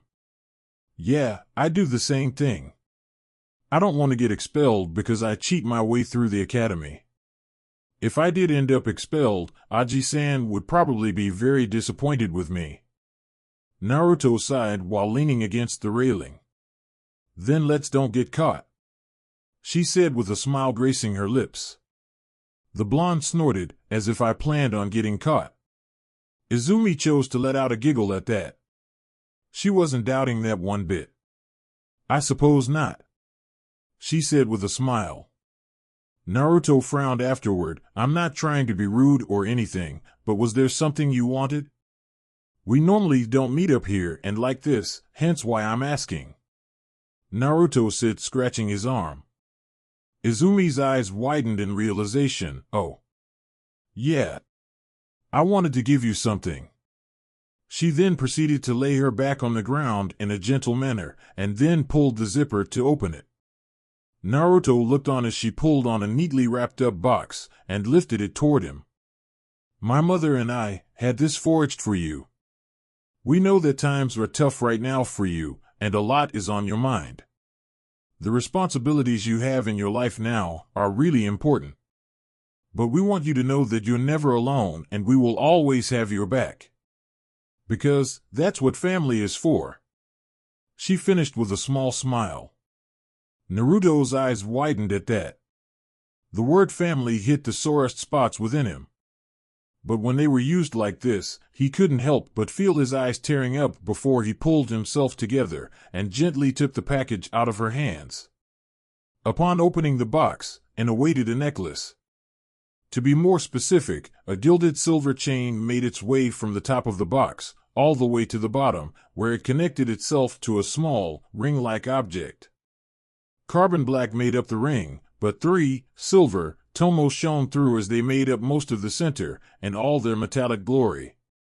Slowly, hesitantly, he raised a hand towards the necklace, only to be left in awe as a short thrum of chakra shot through him. He looked at Izumi, who just nodded for him while telling him to put it on. And that he did. He lifted the beautiful necklace over his head and let the ring with the 3 tomos rest on the middle of his chest. Izumi. He sighed, looking down at the ground. The necklace has a detection seal on it, which we requested Hokage-sama to make it for us. It will alert us if your chakra is ever near complete exhaustion. If it ever happens, we will come for you, Izumi explained, looking him in the eyes.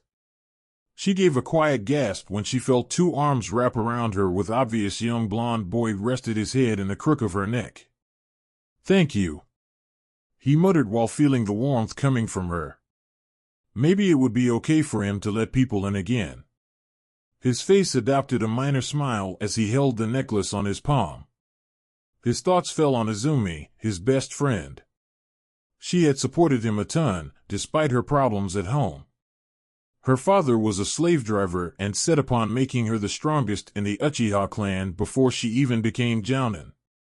Naruto felt like the man was a bit insane and messed up in his head. She was 6. This might be a dangerous world, but it was still a time of peace at the moment.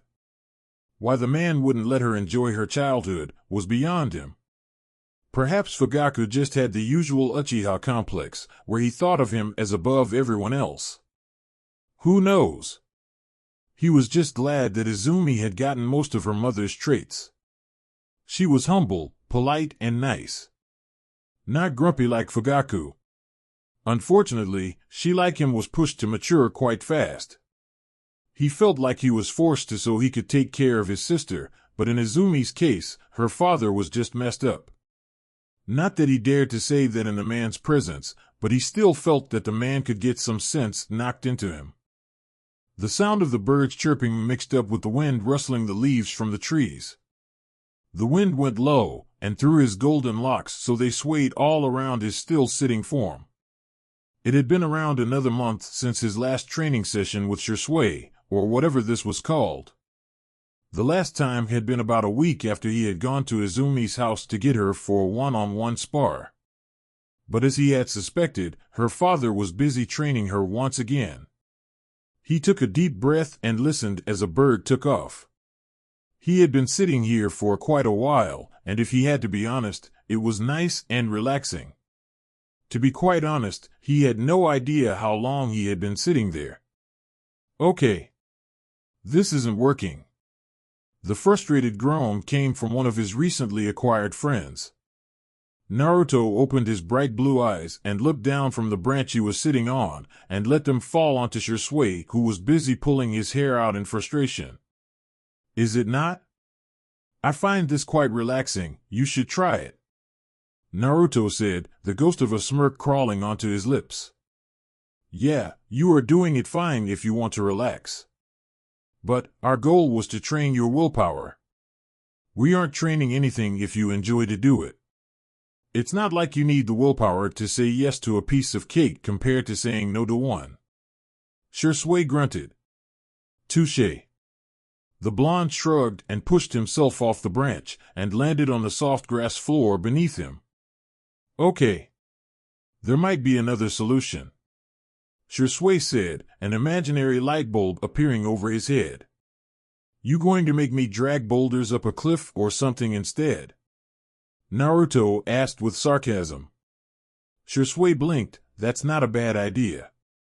You wouldn't? Naruto glared at him. Well, not now at least. Come on. We have another solution, but it is still linked with meditation. Meditation is still important, but we still need to strengthen that willpower of yours unless you want to try and bite everyone's butt off when they piss you off. Shisui chuckled. Just get to it already, Naruto said, rubbing his forehead. Chill, broody booty, or do you need a minute to meditate again? Shisui teased with a grin. If you aren't getting to it, I'm leaving. I got a sister to take care of, and I'm not happy with leaving her with Mariko-sama if I could be there myself, Naruto said with narrowed eyes. It was true that Naruto considered Shisui a friend. But the older teen could without a doubt get on his nerves. Shisui was a bright persona, without a doubt. But sometimes, it was so inviting to punch his face. Hey! No need to be rude again, I thought we were past that. Anyway, real quick, what chakra control exercises do you know? Shisui asked. The basic stuff, leaf balancing, tree walking and water walking, Naruto answered with a raised brow. All right. Okay, what I'll teach you now is a chakra control exercise that most Chunin can't do.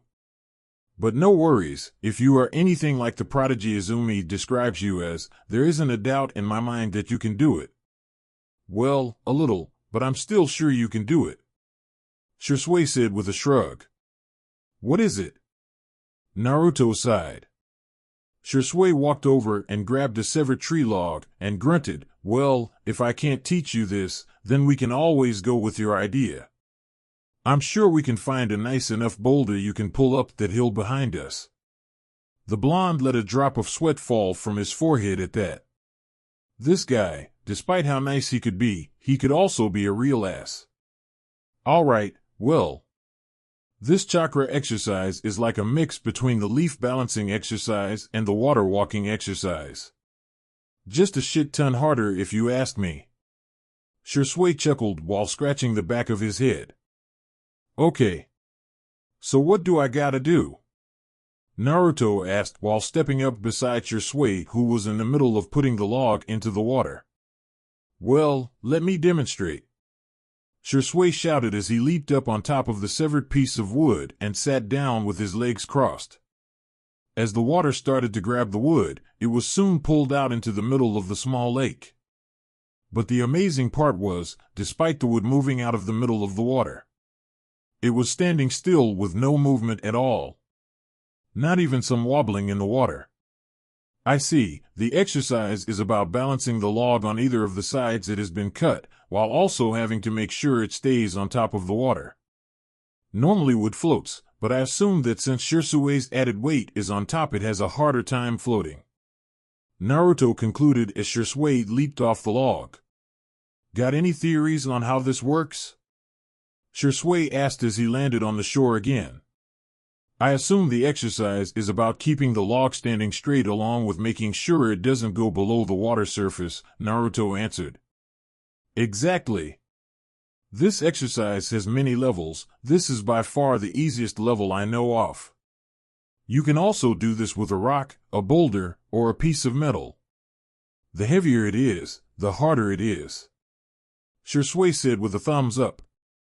Naruto looked out to the piece of wood that has now fallen sideways into the water and sighed.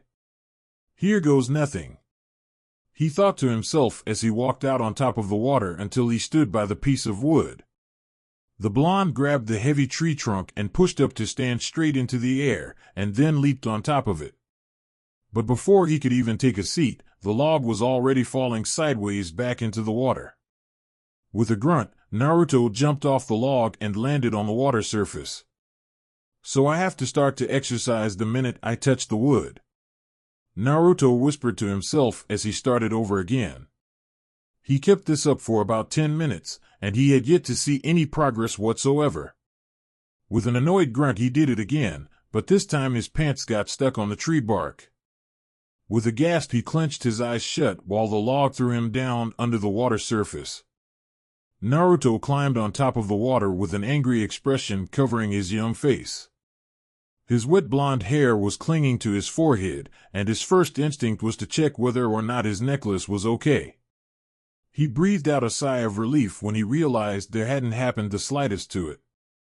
On the shore, Shisui was on the ground holding his stomach. He was laughing so loud that Naruto swore that people over in Lightning Country could hear it. I should have told you to drop the clothes. Shisui shouted with tears in his eyes. With a tick mark on his forehead, Naruto broke a piece of bark off the log and threw it at Shisui, who just watched as it comically just crashed into the water in front of him. Want to have a second try at that? He asked with a sweat drop. Just shut up. Naruto grunted, embarrassed. It had been a good solid 6 hours, and Naruto was just now learning how to balance the log on top of the water. He still had ways to go before considering it mastered, since the piece of wood was wobbling a great amount when he was sitting on top of it. Naruto sighed as he backflipped off the log again before it crashed down into the water. He was now just standing in his boxers as his remaining wet clothes were drying on a pair of branches. Hey, Naruto. I thought Izumi was going to join us today. Where the hell is she?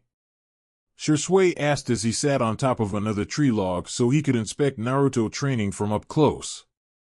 In Naruto's head, this was some bullshit. The teen was just sitting there to watch if anything hilarious happened.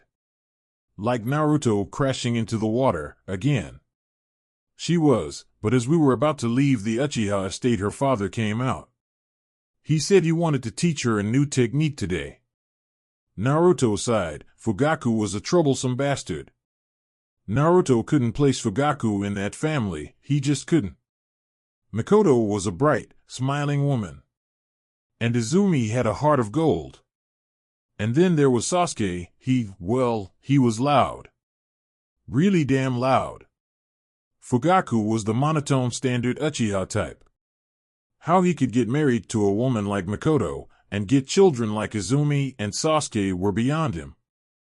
But hey, Kami apparently had a weird twisted sense of humor. That's a shame. I was impressed when she came here the other day with you. To think you two share the same trick to avoid the academy was hilarious. Shisui chuckled as he let a butterfly land on his finger. Well, that's... Naruto stopped himself mid-sentence as the memories of the clone he had sent to the academy came crashing to him. Shit was about to burn. His and Izumi's clone had somehow been caught in the crossfire between a fight that had broken out between some of the younger and elder students. Some of the younger classmen had considered Naruto and Izumi gods, to put it lightly, after they had stood up against one of the older bullies on their first day there. The problem wasn't that they had been caught up in a fight, but that 3 of the Chunin instructors had stared at their clones as they exploded and disappeared from the academy grounds. Well, shit. Naruto muttered as he pushed the log into the water again. What's up? Trouble in paradise, I assume. Shisui smirked. I got to go. Naruto sighed as he leaped onto a rock and started to pull his now dry clothes down so he could get dressed. Shisui was right behind him as he landed beside his blonde friend and, well, student. Wow. Easy there, tell me, what's going on? He asked with a raised eyebrow. I got problems at the academy. Our clones were exposed to some angry fists just now. The teachers saw us. If I were to guess, then Izumi is headed there as well. Naruto explained and pulled his shirt over his head. Hey, what's that? Shisui asked as he crouched down and pointed at the beautiful necklace he wore around his neck. A birthday gift from Izumi and her mother. Oh. Little Naruto-chan has a girlfriend. Shisui screamed with laughter. What the hell? She's my best friend, you jerk. Naruto growled and swung his jacket on. Shisui sat down with crossed legs and supported his head on his palm with a knowing grin. You say that now, but what about when she is a fully developed woman? Oh, I can imagine it already. You two sitting in the moonlight, your lips coming closer and closer and then dash. Naruto's forehead grew a tick mark the size of a small branch as he kicked the older Uchiha in the chest as he was in the middle of teasing him. And Shisui gasped as he rolled down into the lake. With a satisfied smirk, Naruto's body flickered away from the scene. Shisui's outraged face came through the water surface as he spat a small fish out of his mouth. You can just wait, you little shit. You can just wait. Naruto landed on the academy grounds, right in front of the main entrance with a sigh. He just had to get this over with. He was about to open the door when he heard something land behind him, so he turned around to look at his best friend's slightly worried face. You saw it too, huh?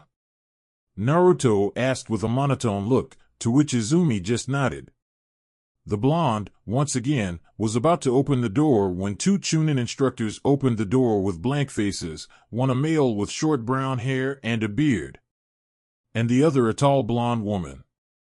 I take it you have come out of hiding, one of you that'd care to tell us where you have been, and how long this little game has gone on?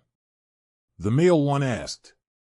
Naruto stood in between Izumi and the instructors as he with a blank look and monotone voice said, I put her up to this, it's my responsibility. Oh? What do we have here, a little knight in his bright shining white armor? The female of the instructors teased as Naruto's cheeks got a bit pink. What was it with people and their endless teasing today? Even if you put her up to it, she still has brain enough to make her own decisions. Whether or not she wanted to follow your dumb ideas was fully up to her. The male one said with crossed arms. Naruto cursed under his breath. These two were starting to piss him off. Behind him, Izumi stood surprised with quite wide eyes and gaping mouth. Naruto, again, you. She thought to herself before her face adopted a frown and she seemed deep in thought. All right, if you got to know we were training. Not together, but with different people.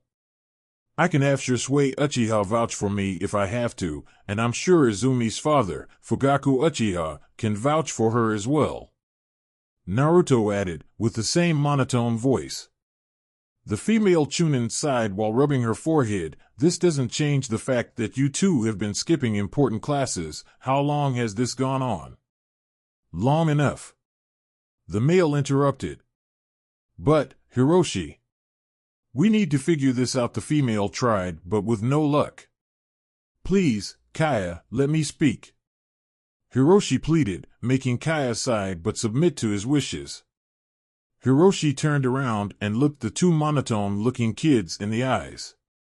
This isn't the face of children. He thought to himself before coughing into his fist. All right, you two have broken several of the ground rules by doing this, and for Kami knows how long it has been going on. But there is stuff that is surprising to me. You two used the shadow clone technique, a Jounin-level jutsu if I remember correctly, to do this. Am I correct assuming this? Hiroshi asked with a stern gaze. The two nodded together but kept their mouths shut. And despite you skipping out of a ton of lessons, the two of you still managed to ace every test given to your clones and always stay on top of the class. I need to know how this is possible, Hiroshi asked afterward. Izumi decided to step forward this time. The Shadow Clone Jutsu has a lot of unique features compared to the original clone technique, but also any other elemental clone technique. The clone will transfer the memories and experiences it has gained right back to the user upon dispersal. That is also why we knew when and why to come here. Hiroshi scratched his beard with a grunt. I see. So, you sort of has been present to the lessons. Then what about taijutsu spars and practice throwing of shinobi equipment? Naruto shrugged. We showed up in person those times, so we didn't blow our covers. Kaya then gave a sly smirk, and the fight that happened earlier couldn't have been thought into the calculations you have gone through.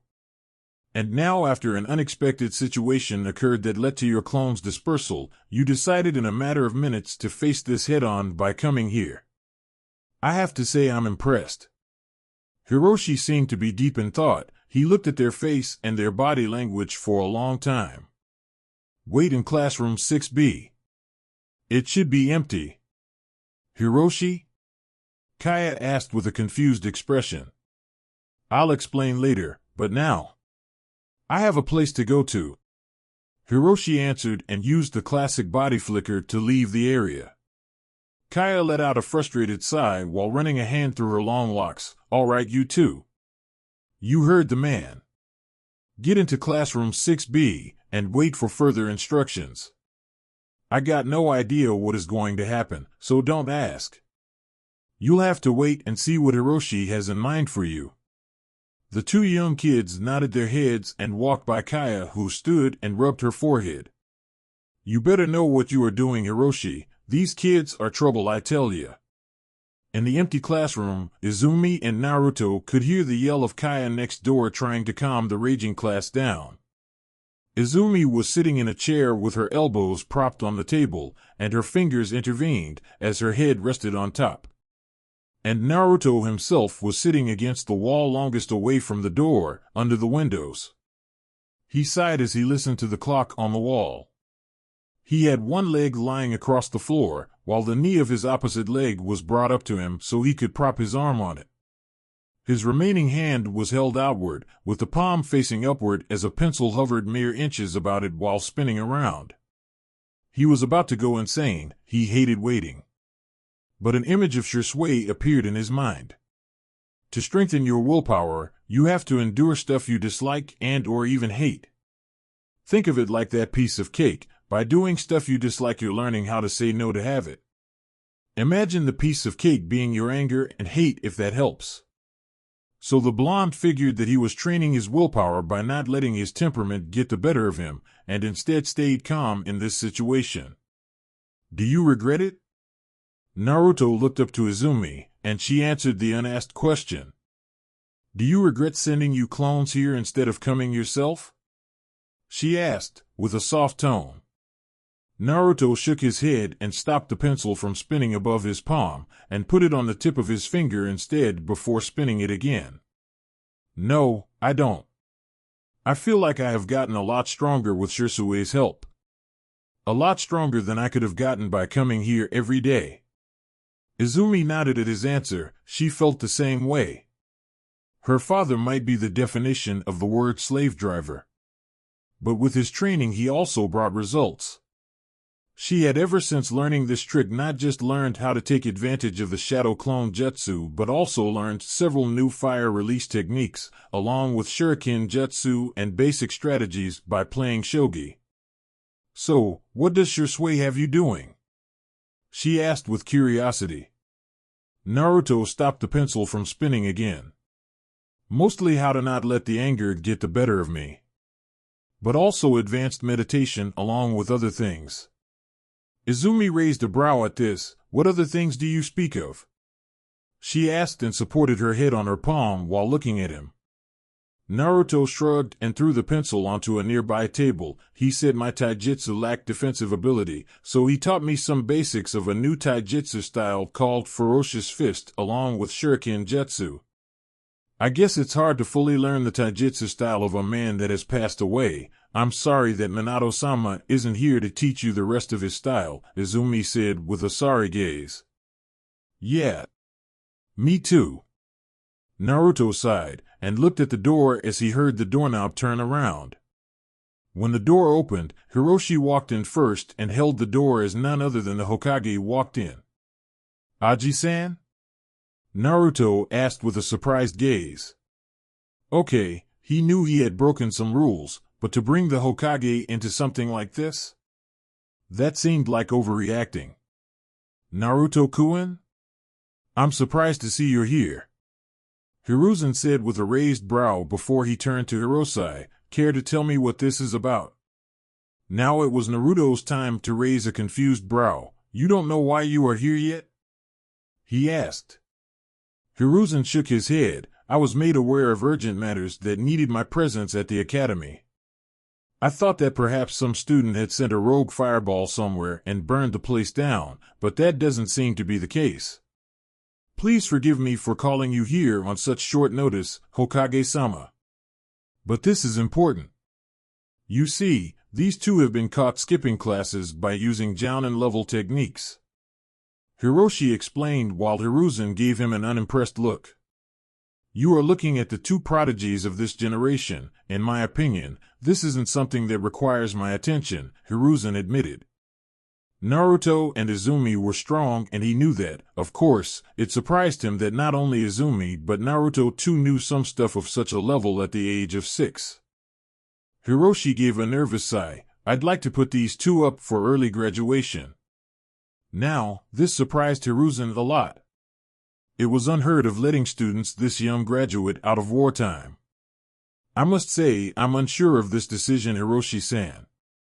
These two are the mere age of 6, it's unheard of letting them graduate this young without a war. Please, hear me out.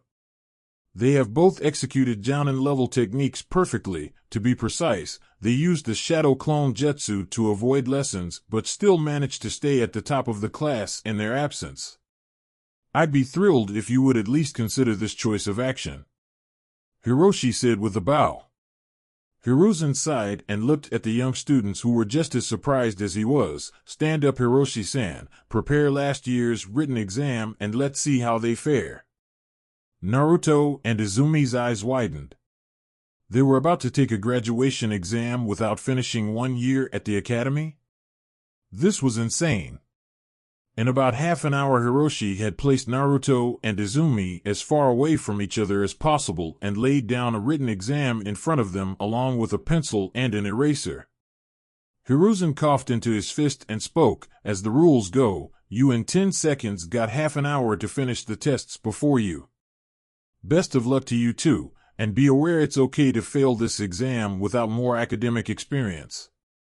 The 10 seconds was over fast, and Hiroshi told them to begin. Half an hour later, Hiroshi asked them to place their pencils on the desk and lay their tests face down. They both did as asked, and Hiroshi picked up the tests and put them before the Hokage, who was placed behind the teacher's desk. It didn't take long for Hiruzen to go through the two tests. They were almost identical. In the end, Hiruzen sighed and noted to himself that Izumi had gotten 97 out of 100 questions correct, and Naruto followed behind with 95 questions correct. I'm done going through these tests, and I got to say I am surprised to announce that both of you have passed the first exam with flying colors. Now, the next portion will be the ninjutsu exam. In this exam, you will both have to do the mandatory academy jutsu, being the transformation jutsu, the replacement jutsu, and also the clone jutsu. Hiruzen informed, and the two best friends looked at each other with a relieved smile. Now, for saving Hokage-sama some time, we will do both of you at the same.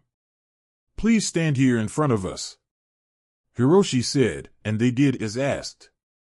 Now, please do the transformation jutsu first. Hiruzen requested. Naruto and Izumi both went through the required hand seals and was simultaneously engulfed in a minor smoke cloud that disappeared to reveal Naruto and Izumi transformed like the other. Now, Please release the technique, Hiroshi said after about 30 seconds. He waited to make sure that they could both keep the transformation up with no troubles, which they could. They released the transformation, and as if they had just swapped places, appeared back where they had been standing before. Hiroshi nodded to Hiruzen, who nodded back, and then the middle-aged academy teacher went out into the room and pulled 2 chairs up to the windows. Next is the replacement jutsu. Please swap positions with one of these chairs, Hiroshi said, and walked back to stand behind Hiruzen as the promising young students went through the required hand seals yet again. The traditional cloud of smoke appeared again a few seconds later to reveal Naruto and Izumi still standing there. Hiroshi walked up from behind the desk and pushed chakra into their chests, and the two disappeared to reveal the 2 chairs standing right beside each, but now in front of the teacher's desk.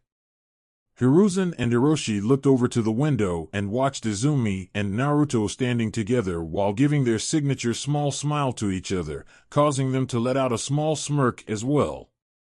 Now, I'd like the 2 of you to do a shadow clone for me, Hiruzen asked while the smirk has yet to have left his face. A bit surprised that they were requested to do a shadow clone and not a normal clone, the 2 put their hands into the cross sign and pumped chakra into it. Behind them, as expected, appeared a single clone. Hiruzen chuckled at this. So, I see it's true that the 2 of you have come to learn this technique. If I may ask, where did the 2 of you pick this up? Shursui Uchiha. My father, Fugaku Uchiha. Hiruzen nodded at the answer, though he was a bit surprised that Shursui also had this technique under his belt. The boy was about 10 if he remembered correctly, so that was also extremely impressive. The old Hokage let out a pleased sigh. You have yet again passed with flying colors, though I am a bit hesitant about this. I'm proud to announce that the 2 of you have passed as the youngest graduates to ever come out of this academy. Hiruzen then smiled a bright smile at the end.